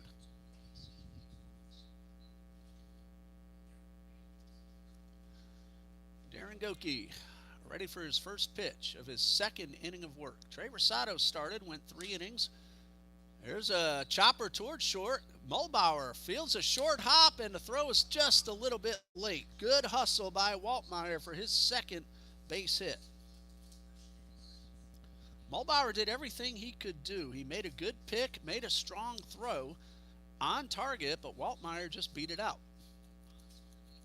So good job by Seth Waltmeyer. He's at first for Braden Lawhon, the catcher, who has a double and a run scored. That came in the 3rd inning.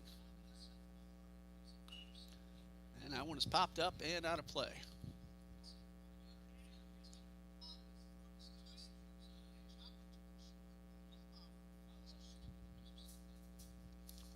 One strike the count. Short lead at first, and the pitch is up and away. 1 ball, 1 strike. Wind still howling out.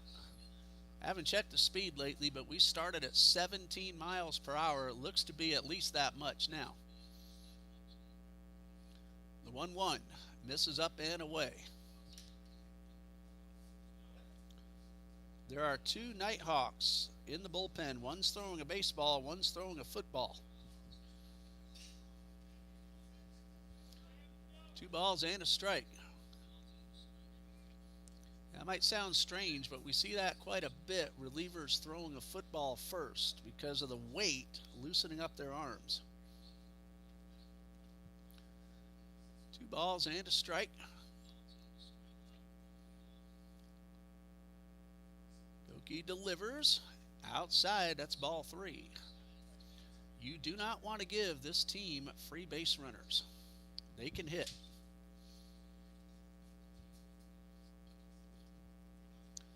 The count is 3-1.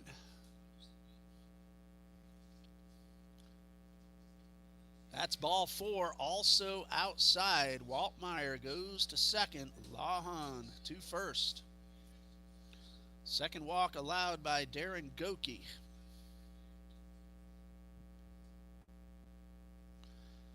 And with 2 on, it brings up Max Pickert. Thomas left fielder had a 2-run single in the third. He drove in both these same 2 gentlemen with that base hit.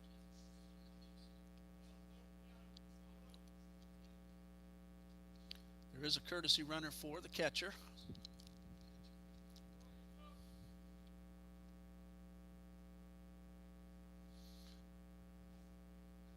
Trying to see who that gentleman is. And Goki misses upstairs.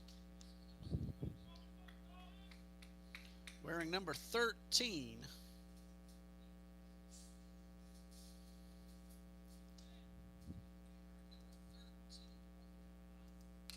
There's a line drive toward the gap. Played on a hop. Everybody will move up 90 feet.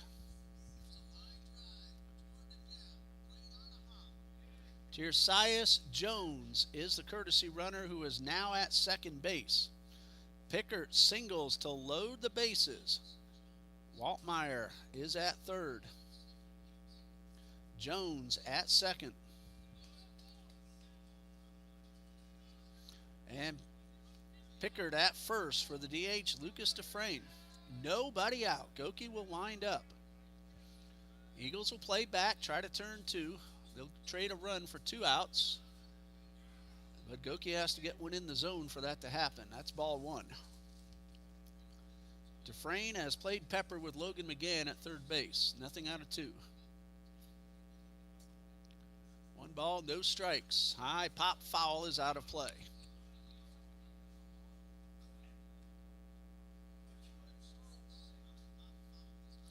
Counts 1-1.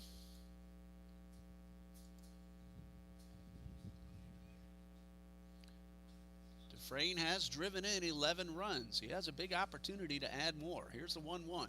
High pop-up. He chased one out of the zone and fouled it off. And he was lucky that ball got over the fence.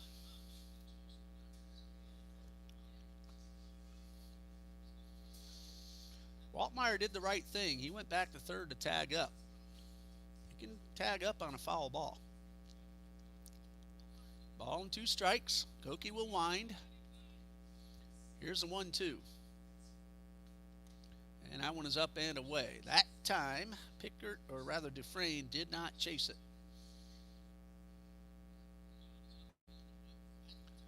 2 balls, 2 strikes. Nobody out. The bases are loaded.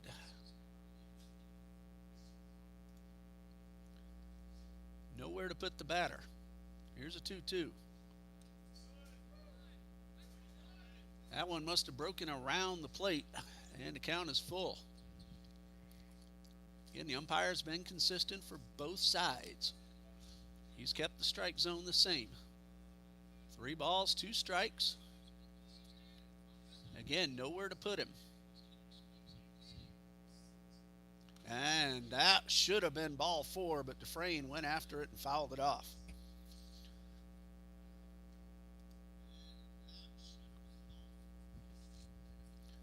Three balls, 2 strikes. We know that the Eagles do not want to see Thomas cut into this lead for the Eagles. The wind is still howling out. Here's another payoff. There's a ground ball up the middle, knocked down, 1 run is in, and that's it. That's a base hit, RBI for Lucas Dufresne. Mulbauer got a glove on it, may have kept a second run from scoring. Waltmeyer scores. Jones advances to third. Pickert is at second. 1 run is in. And Aiden Reyes is at the plate.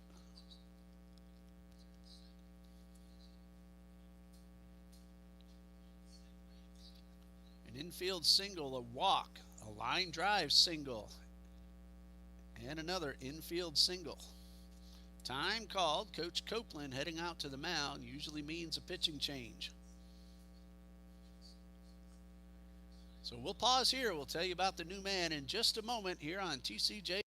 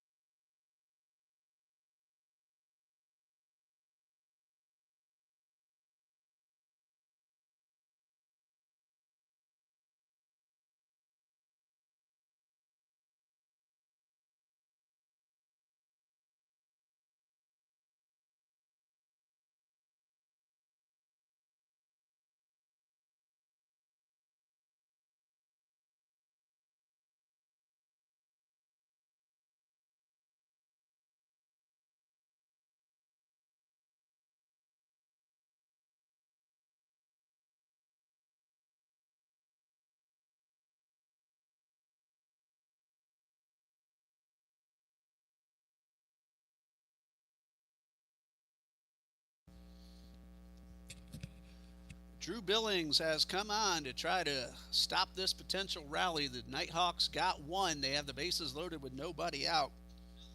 Drew Billings, a senior from Cartersville, Georgia. This will be his 5th appearance, all in relief. No wins, 1 loss, 1 save with a 2.70 ERA. 6 2/3 innings. Billings has allowed 6 hits, 7 runs, but only 2 of those earned. He has walked 2 and struck out 8.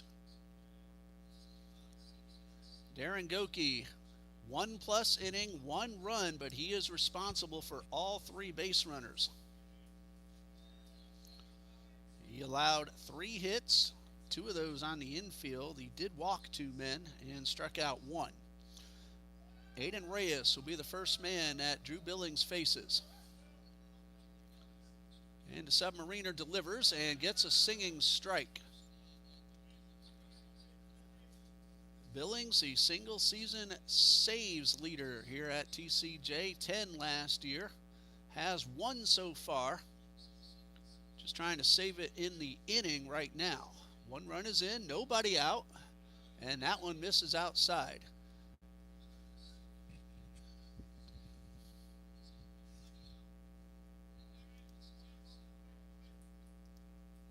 The count is 1-1.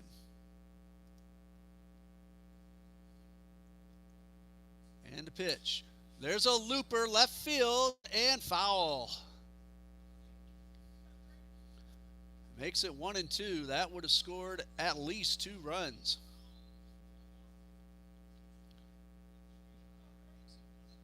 Drew's last appearance was February 20th at the NCCAA Division II Invitational. 1 2/3 innings. That's where he started feeling some back problems. Allowed a couple of runs. And the 1-2 fouled it off.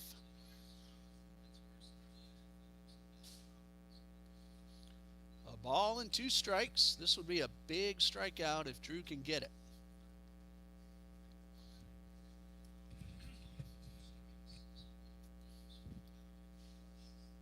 Takes a long look in. Left-handed hitting right fielder Aiden Reyes at the plate. And he misses outside. Reyes has driven in 9. He has 1 homer.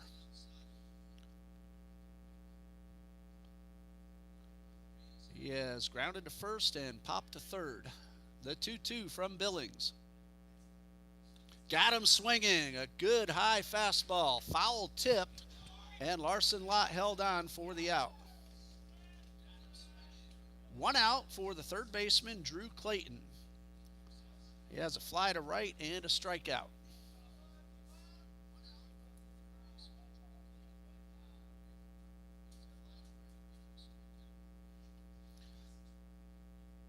Still bases loaded, but now 1 out. Double play would end the inning. LaChapelle in front of the runner at first, everybody else back, and a changeup for a strike. Billings will change speeds. He'll occasionally also change arm angles to try to fool the hitter. No balls and a strike, 1 out, and a pitch. And another changeup, swung on and foul tipped into the mitt, and it's 0-2.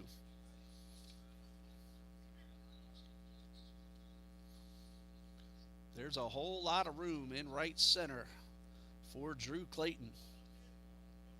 Gattinella is deep. He has to with the wind blowing that way. 2 strikes and a nice block by Lott. And Larson Lott, I don't know how he caught that ball in his mitt as far as he had to dive.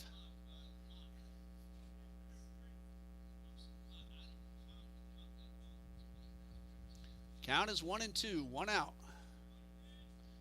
Eagles just trying to get somebody out. They'll trade a run to get an out. And the 1-2. There's a chopper, foul. Logan McGann playing it tight on the line. His mindset, I'm sure, is step on third and throw to first. The count is 1-2. You know, Andrew, I'd like to see that change up here again. Ball and 2 strikes. Here's the 1-2. Fastball popped up and out of play.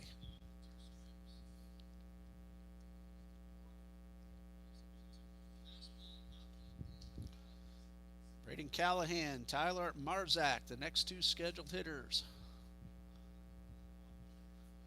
At first, Drew Clayton trying to drive in a couple of runs here. The count is 1-2. There's 1 out. There's a Nighthawk at every base. Jones, a runner at third, running for the catcher. Billings, the 1-2. Change up, misses outside. That's ball 2. That's pitch number 11 already for Billings. He came in and got a strikeout. Now it's 2-2.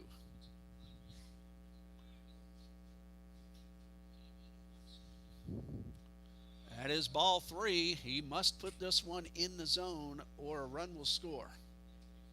He knows that.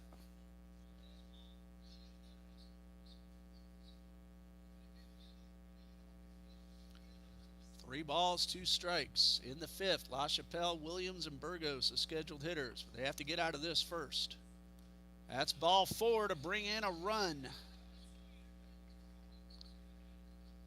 That run will go to Darren Goki, and it is now 10-4. Jones will score, Pickard to third, Dufresne to second.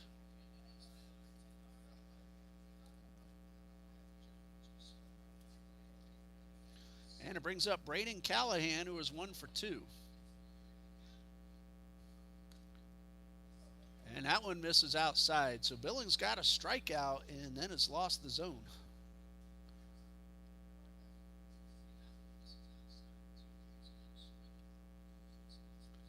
Callahan has 1 RBI. And if this keeps up, he'll get a second. He came in 4 for 18 on the season.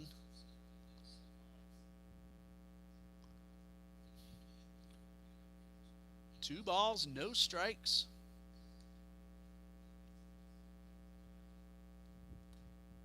And that one's a strike at the knees. Many times that's all Drew needs is to get that first strike, and then he settles in. Count is 2-1.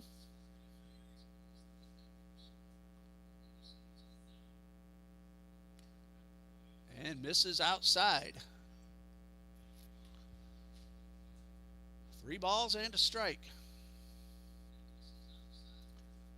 And Larson Lott wants to chat with the pitcher. This is his first appearance in over a month.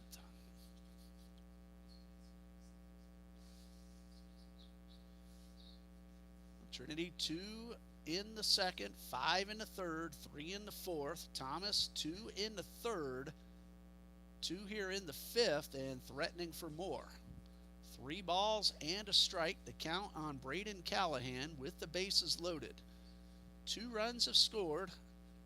A single by Dufresne brought in the first one, and a bases loaded walk by Clayton brought in the second.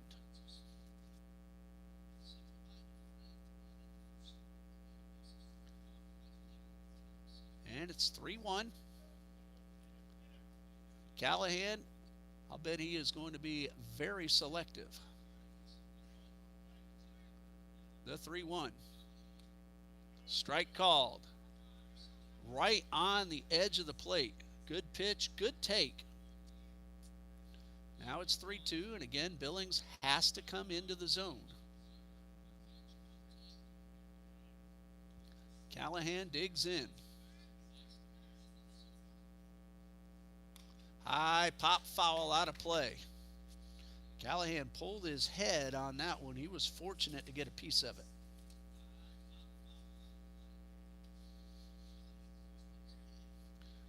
Counts still 3-2.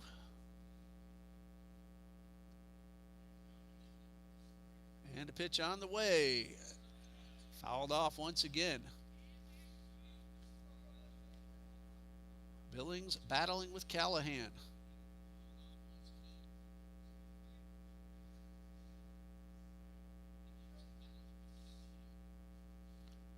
Three balls, 2 strikes.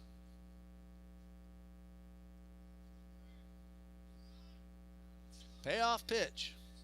Got him swinging. Good battle by Braden Callahan. He did make Billings throw more pitches. And now Billings a chance to end this inning right here with Tyler Marzak at the plate. Nothing out of 1. Drew a walk in the 4th. That was pitch number 20 for Drew Billings. Again, his first appearance in more than a month, February 20th. Marzak in the front of the batter's box trying to catch that ball before it dips, and he takes a strike.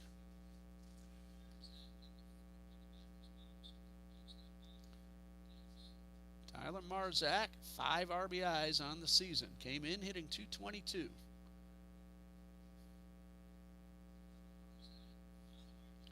The 1-strike pitch. Started to flinch but held up, and the pitch is up high.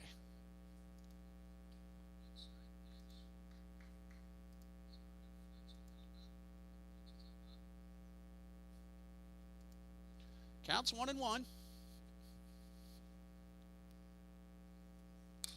There's a ground ball towards short. Mulbauer will go the short route and retire the side. It was a little bit of a high toss, but Amaro made the play. The Nighthawks get 2 and leave 3. Bottom of the 5th coming up. Trinity 10, Thomas 4.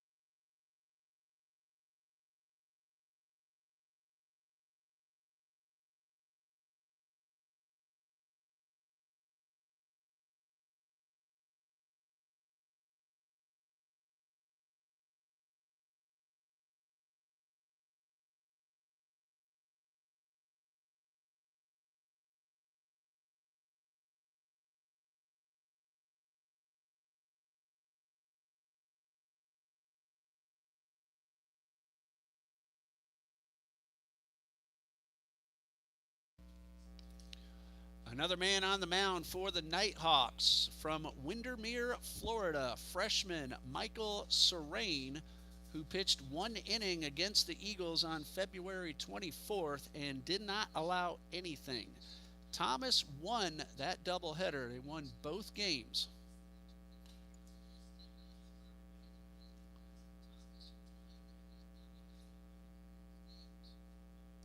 Thomas won 14-6 and 13-5 at their home field on February 24th.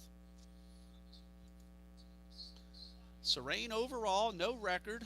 This is his 6th appearance. He has 1 start, a 10.38 ERA. Tyson LaChapelle digs in the first pitch and chased one down in the turf. Serrain has 4 1/3 total innings, 1 hit, 6 runs, 5 of those earned. He has walked 9 and struck out 4. So those walks have hurt him. Fastball misses up and away.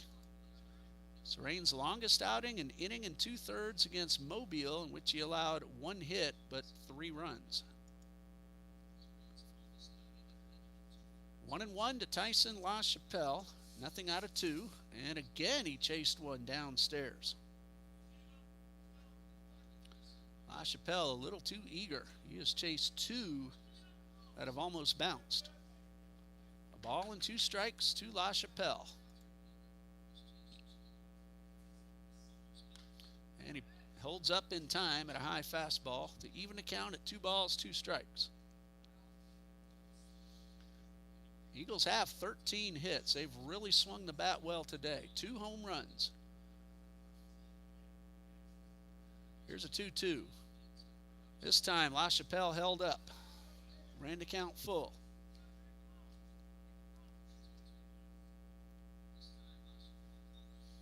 Three balls, 2 strikes. And for the first time today, the wind is calming down some. Here's a payoff pitch, and that's ball 4. So LaChapelle, after chasing a couple he should not have, worked the walk. Andrew says with the arm slot that Michael Serrain has, he should be able to throw hard and get a big break on the curveball. Coach Thomasone one day. Gavin Williams led off the 4th with a solo home run. LaChapelle's at first. And the pitch, slide step, and he had all arm on that pitch. And for his sake, he needs to get a little bit more leg or he's going to have a sore arm.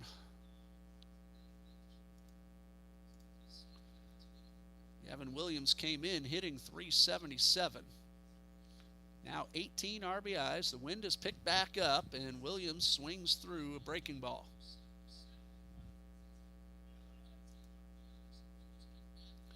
One ball, 1 strike. LaChapelle has tried to steal twice and was caught both times this season. Decent lead off first, the 1-1. Misses up high. 2 balls and a strike. Well, so far, no more precipitation. All we've had is a very gentle mist, and it's paused for the moment. Still very, very cloudy.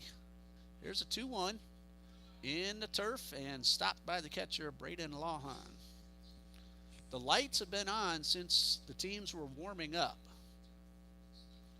First of 2. And the weather is the reason we moved the game time from 4 to 3. Here's a 2-1 to Williams. And he takes a strike, actually 3-1, and he thought that was ball 4, but got the top of the zone, so the count is full.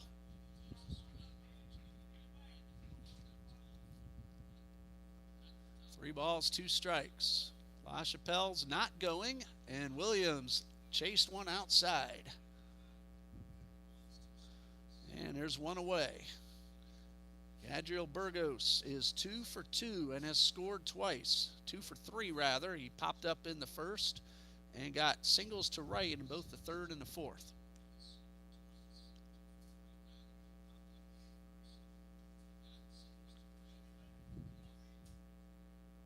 First pitch to Burgos. Fastball upstairs. Another Thomas Nighthawk throwing in the bullpen.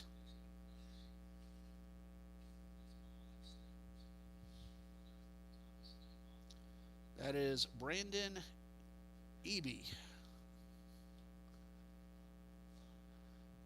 1 ball, no strikes to Burgos. Has a lot of room to the pull side. That one's in the turf, and LaChapelle got a big secondary lead. That's ball 2. LaChapelle gets a bigger primary lead now. And a throw got away, but not far enough. Good job by Marzak to pounce right on top of it.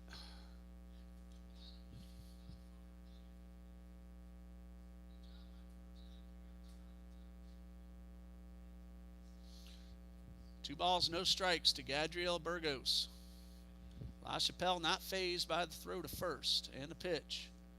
And a good take by Burgos after 2 that bounced. So it's 2-1.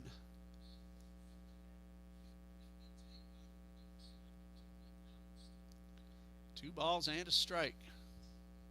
Callahan now pulls over to guard the hole a little bit more. And that ball's drilled up the middle into center field.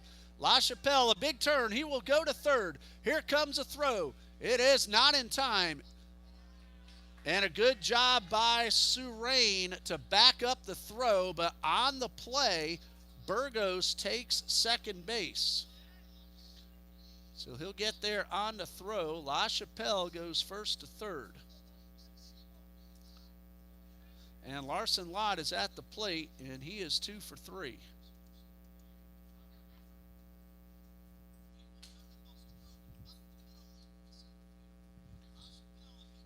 So the Eagles have runners at second and third. Yeah, Burgos was going to second on the throw, so it will not be an error. He was already on the move. 1 ball, no strikes to Larson Lott. Singles in the second and the third, and courtesy runner Perez scored both times. Struck out his last time, and takes ball 2 up and in.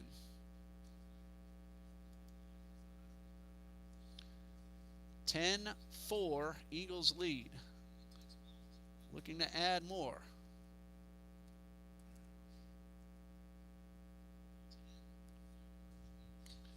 And Lott checks his swing, but it's called a strike. Not the pitch he wanted to hit.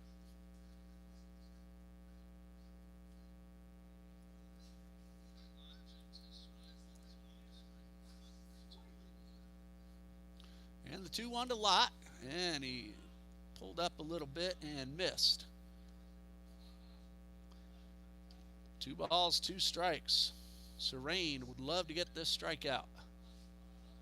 Lott just wants to get the ball into the outfield. And he pops this one out of play. The Eagles would love to get those couple of runs back and reopen that lead. It's at 6 now, but Thomas got 2 their last time up.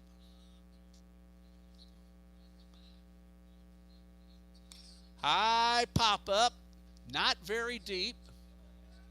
LaChapelle will tag, and he'll hold up right there. Callahan made the play right in front of Reyes, and there are 2 away. Missed opportunity for the Eagles, and it brings up Dominic Gattinella, who is 1 for 2 with a run scored and a sacrifice bunt.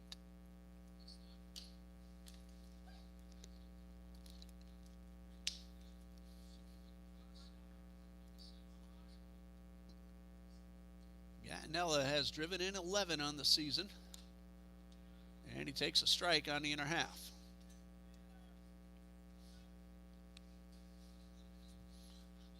He'd love to get a couple more right here. 1 strike and a squibber right off the end of the bat. Foul the other way. A walk, a strikeout, a single. Put runners at second and third. And then a pop-up, and Surain now a chance to get out of it without allowing a run, and he does on the slider that had Gattinella fooled, and he strands 2 runners in scoring position. The Eagles have a promising inning but come up empty after 5. 10-4 Trinity leads.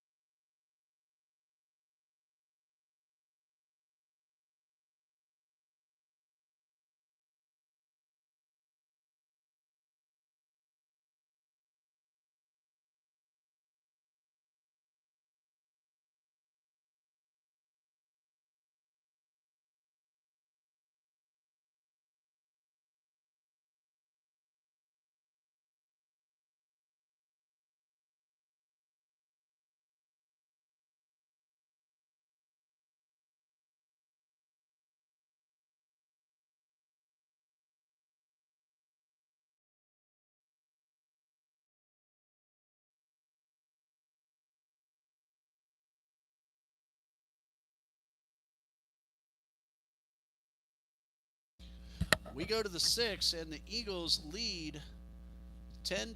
We're going to say hello to Andrew Thomasone in just a moment here. Drew Billings getting ready to start the 6th inning. And his first pitch is outside to Elias Garcia. Andrew, you've been feeding me some information. Appreciate that. And working our camera for us. And have you done a broadcast before? I have not. This is my first time, but I'm excited to put that microphone right down by the mouth there, and we'll hear you a lot better. 1 ball, 1 strike. And how do you like the Eagles' offense so far? Oh, I'm loving it.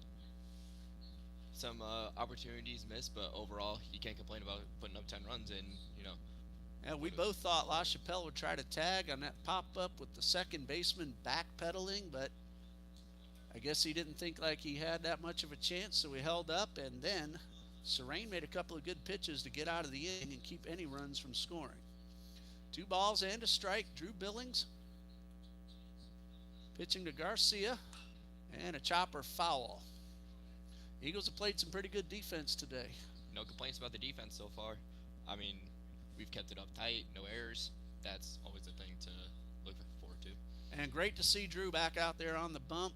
Missed more than a month with a back problem. And got a little rusty last inning, but then settled in and got the outs that he needed to get. 2 balls, 2 strikes, and a pitch. Got him swinging, and that's a Drew Billings fastball right there. There's 1 away. Yeah, you know he's at his best when he's getting these quick strikeouts instead of walking people, and this is exactly what you want to see from a guy coming back from injury. Again, it took him a few pitches to work out the kinks because he hadn't thrown in so long, but that fastball was his best one so far. And it brings up Seth Waltmeyer, who was 2 for 3 with 2 runs scored. He had an infield single to start that 5th inning, in which Thomas scored twice. 1 out, base is empty. And a chopper towards short. Mulbauer charges, throws to first in time. Morgan Mulbauer's been really good at shortstop today. He's had some excellent plays so far. That one especially, getting it quickly on the backhand and then letting off a throw to get him by half a step. So there are 2 quick outs. And now the batter is Braden Lahan, the catcher, who has 2 runs scored. He doubled and scored in the 3rd, walked and scored in the 5th.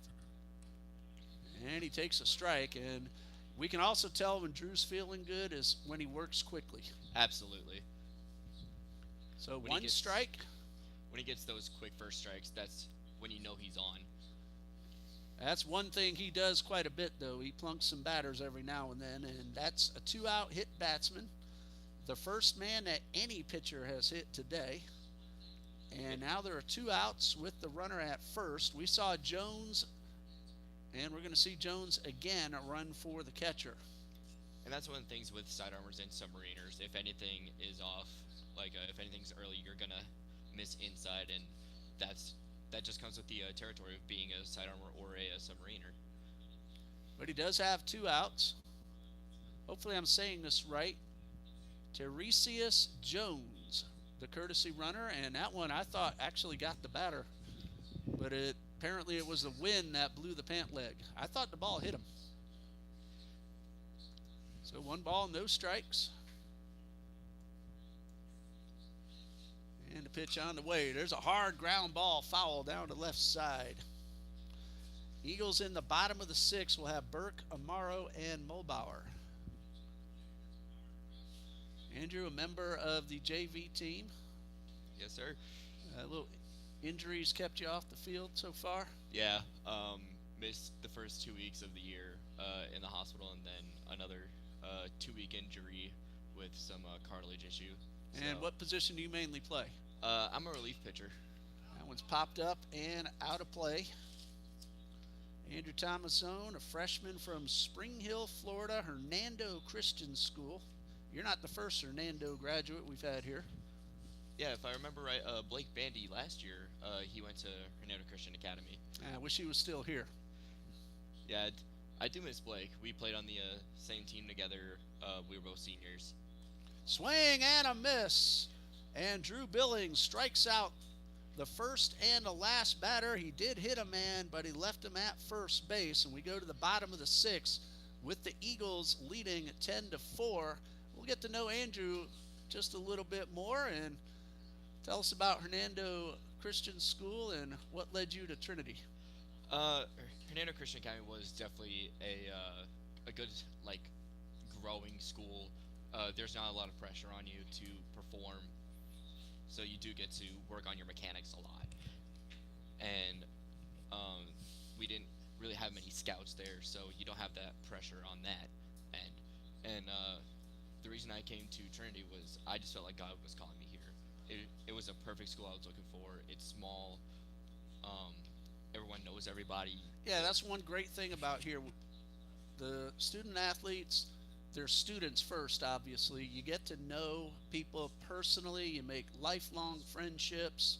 They're not just people you see in a classroom and then maybe watch on the field. You get to be good friends. I also see the Exactly. U.S. Army jacket you're wearing there. Anyone in the family? No, sir. Not in the immediate family. I went to a MegaCon over spring break, and whoever's been there would tell you that the U.S. Army and the U.S. Navy, they always have booths there. So they had a challenge to where if you do 50 reps on a hex bar with a 45 pound plates I don't on. think I've done 50 in my life total. Yeah, it was definitely a struggle around 38. But cranked out Apparently you those. made it, though.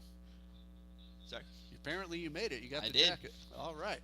I do have one brother, 22 years, retired from the Navy. Another brother, unfortunately, who passed away some years ago. He did 2 years in the Navy and had an injury discharge. So, but I love the servicemen, whether they're my family members or not, and just keep them in prayer every time, especially these days. Absolutely. I won't get into it, but we all know what's going on. Yep. Well, what's going on here is the Eagles are batting in the bottom of the sixth with Jacob Burke at the plate. He has driven in 5, a 3-run homer and a 2-run single, 2 for 3, and takes the first pitch strike. And Andrew, barring anything else happening, I think we're looking at our player of the game in the batter's box right Oh, here. absolutely. Unless, well, I'm not going to give an announcer's jinx, but unless something special happens.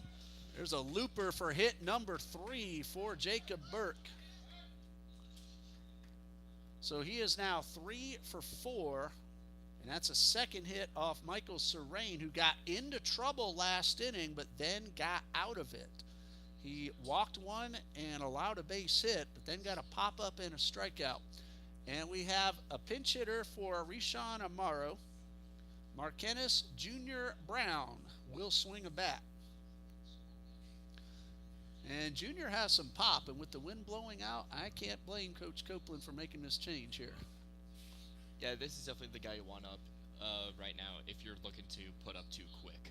He has a home run, and we thought he had a second one, but was robbed to end the game last Tuesday against Abraham Baldwin.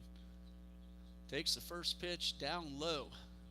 That left fielder made probably one of the best plays we've seen all season. Oh, I was shocked that he made that play, and it was an amazing, amazing play. And that's ball 2 up and in. And unfortunately, that was the final out of the game. Yep. Abraham Baldwin, who is in first place of the Southern States Athletic Conference. Thomas came in, last I checked, at 4th place. And Abraham Baldwin is a phenomenal team. Absolutely. And these Nighthawks, they're not shabby either. They can play ball. The 2-0 is in the turf. And Marquennis Brown, he looks a little frustrated. He wants to swing the bat. I mean, this is what he was put in here to do, to swing the bat. So when he doesn't get that opportunity by not getting anything to hit, he would get a little frustrated. Because if he does get on, he's most likely going to get pinch ran for. Brown is hitting .241 with a homer and 6 RBIs. And the pitch, ball 4, and none of those were even close. That is the 6th walk of the season that Brown has drawn as primarily a backup catcher. But he's also DH'd a few times, too. Morgan Mulbauer will bat next, but he may face a new pitcher. Mulbauer has walked twice after getting a 2-run double in the second. Well, it's not Coach Fleener coming out. There is a man warming up, but he's still on the bump in the bullpen. After Mulbauer, top of the order, McGann and LaChapelle. It'd be good, even though the lead is 6, just tack on a few more, make a statement here. Make it even more difficult for Thomas in the 7th, who will have Dufresne, Reyes rather, and Clayton due up. Yeah, this is when you want to put the final nail in the coffin and shut down this offense. Because with the wind blowing out, there really is no final nail until that last out is made. Exactly. And Thomas, they can hit. They scored 29 runs against us at their place in 2 games. So we know they can swing a bat.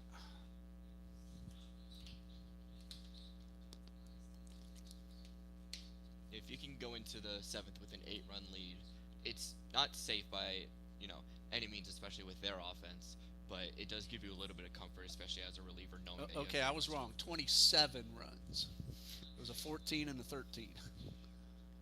But you're right. You want to keep applying that pressure because a good hitting team like this, you give them momentum, which we've seen happen. Yep. You give a team momentum, even with a big lead, you're asking for trouble. Well, here's Mulbauer, 1 for 1, plus a couple of walks, 2 RBIs, and a pitch. Takes a strike. Mulbauer got his first 2 ribbies of the season with that double in the 2nd. And Drew Billings is now coaching first base again, so we're going to see a new pitcher in the 7th. 1 strike, and that one is up and in. But great to see Drew come back after a tough start. Had a really good 6th inning. Yeah, this is exactly what you want to see from a guy coming back from injury. You're not looking for perfection, obviously, but just some bright spots in that 2nd inning. And if he wasn't coming back from injury, we might have seen him out there in the 7th. Yeah, I don't doubt that, getting him out there for a 3rd inning, because they haven't really touched him other than that 1st inning. Now, Mulbauer made the number 1 mistake in bunting, lunging at the ball. Yep. That's why he popped it up. And that's a good way to hit into a double play. Yeah, we've seen that a lot of times, especially like up in the big leagues, where big leaguers will lunge at the ball, they pop it up, and then very lost art. You want to put the bat level right at the top of the zone, and if it's above the bat, you let it go. The 1-2.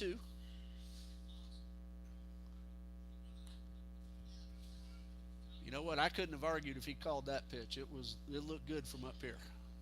Yeah, I was surprised he didn't call that. That looked outer 3rd. 2 balls, 2 strikes. Might have been just off the outside corner. But it's 2-2 to Mulbauer. Nobody out. Strike 3 called.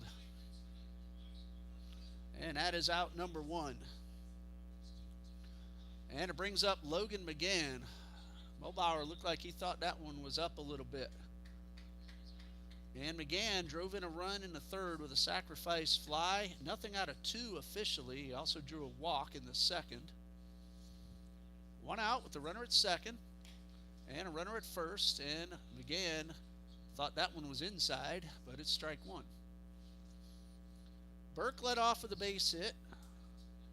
Junior Brown walked, pinch hitting for Amaro. 1 strike now to Logan McGann. 2 strikes now to Logan McGann. It seems as if the pitcher's found his rhythm, falling behind on Morgan and then getting 2 quick strikes on McGann. Now he has McGann in the hole. 2-strike pitch. And misses up and in. Yeah, those 4 to Brown were nowhere close. He fell behind Burke and gave up the base hit. But then he got the strikeout on Mulbauer, 1-2 on McGann. A whole lot of room in right for Logan. The 1-2. And that one nearly got the batter. McGann led the NCCAA in stolen bases as of last Tuesday, but we haven't played for a week, so he's been passed. But what a job he's done on the base pass. He's been a terror on the base pass to both pitchers and catchers alike. 21 steals, and he fouls this one off.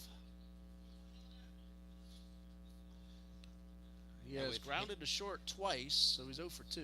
And with McGann's bat, he's not just a threat when he's on the bases. He's also a threat at the plate as well. He's a very good hitter. Easily split a gap if you let him. Yeah, he came in hitting 253, but usually makes good contact. The 2-2. High pop up, and that's out of play. On base percentage of 432, so he will take walk. And with the one today, 24 on the season. Oof. 2 balls, 2 strikes. Again, the Eagles promising to rally, but haven't scored yet for the second straight inning. Here's a 2-2. And that one just missed right at the top of the zone to fill the count. So both runners, let's see if they have in mind. For a moment I was thinking 2 out, but there's only 1. You definitely don't want to make the final out of the inning at third, especially with who's up to bat next. So 3 balls, 2 strikes. LaChapelle is the man on deck. Got him swinging with the changeup. So 2 strikeouts after the first 2 men reached. Nice job by Michael Serene. And Tyson LaChapelle will try to drive in the run. Nothing out of 3. He did walk his last time up. That's what I'm talking about, that momentum. If you get Thomas out there after getting out of this jam twice in a row, that one misses outside. So you want to tack on and steal some of it back. Yes. And I don't think it's crazy to say that the momentum decides on this at-bat right here. Because if Tyson splits it in a gap, that scores 1. And now you're down by a 7 headed into the final inning. But if he gets an out here, then you get out of the jam in back-to-back innings. And that can fire up an offense. Yeah, LaChapelle, he's had trouble pulling his head today. Did it again. 1 ball, 1 strike.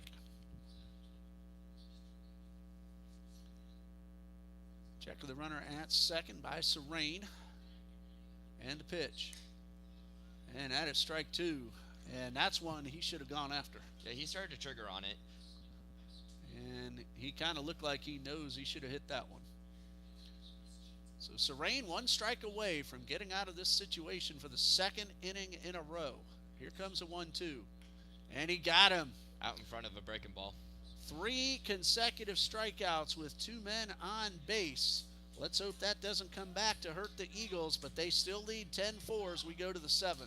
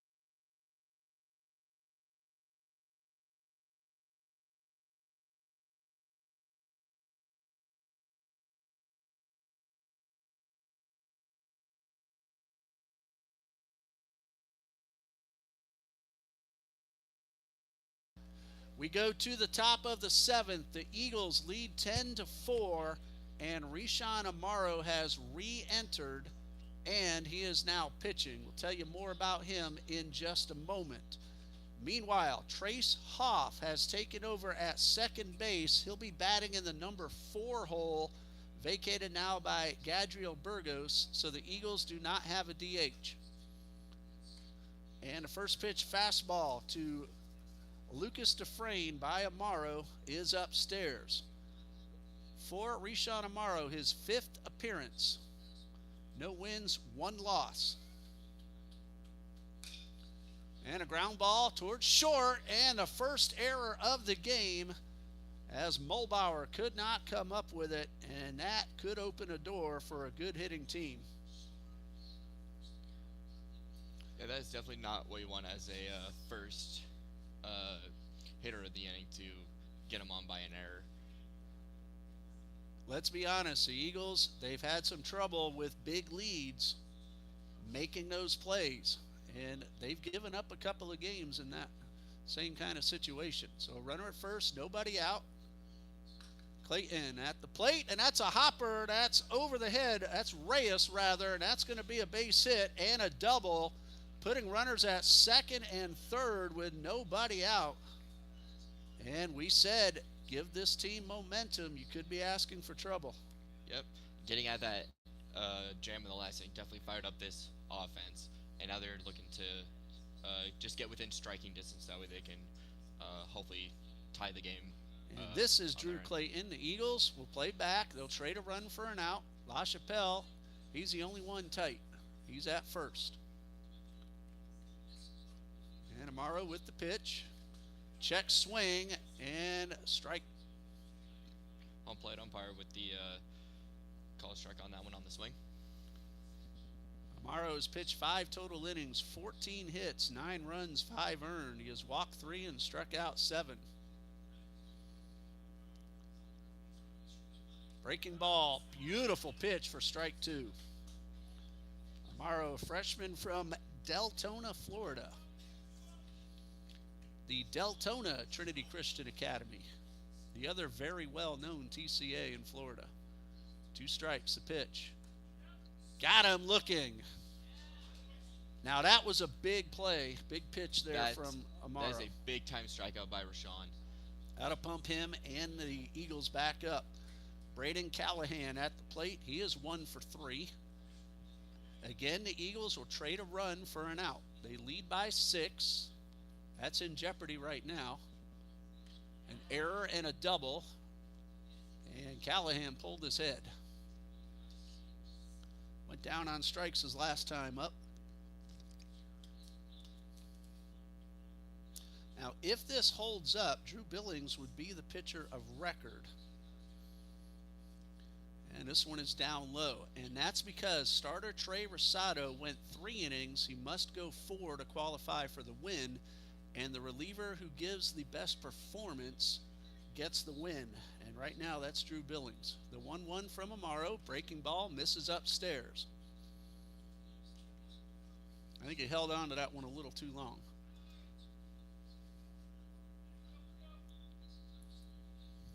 Two balls and a strike.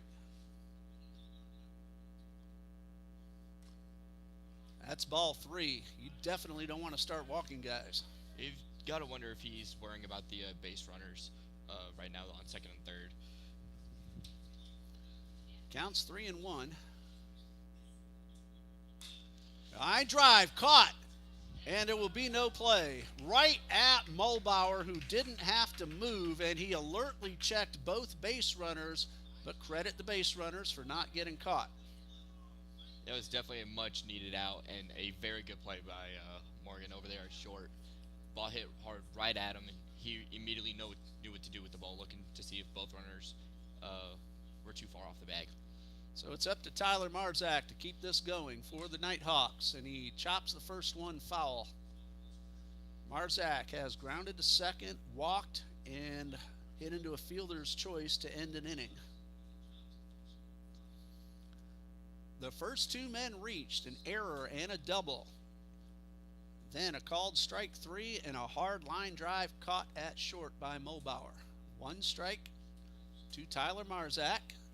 Breaking ball for strike 2. Now, it's not a save situation, but it would give Rishawn a big lift. He has struggled this year. Yeah, these are definitely the type of outings where you can gain a lot of confidence in your abilities on the mound. And the freshman righty from the stretch. 2-strike pitch. There's a ground ball to first. LaChapelle with Rishon covering, and that's the ball game. Final score, Trinity College of Jacksonville 10, Thomas University 4. The Eagles are now 9-16 overall on the season, 5-3 in South Region play. Thomas is 13-15 overall, 6-6 in their conference play. The winning pitcher, Drew Billings, who is now 1-1, no save, and the loser is Ryan Chapman. He is also 1-1. That's going to do it for game one. We'll stop this feed. We'll start up a brand new one in about half an hour as game two between the Eagles and the Nighthawks is about to get underway. That's Andrew Thomasone. I'm Ray Bureau. We'll see you in about half an hour.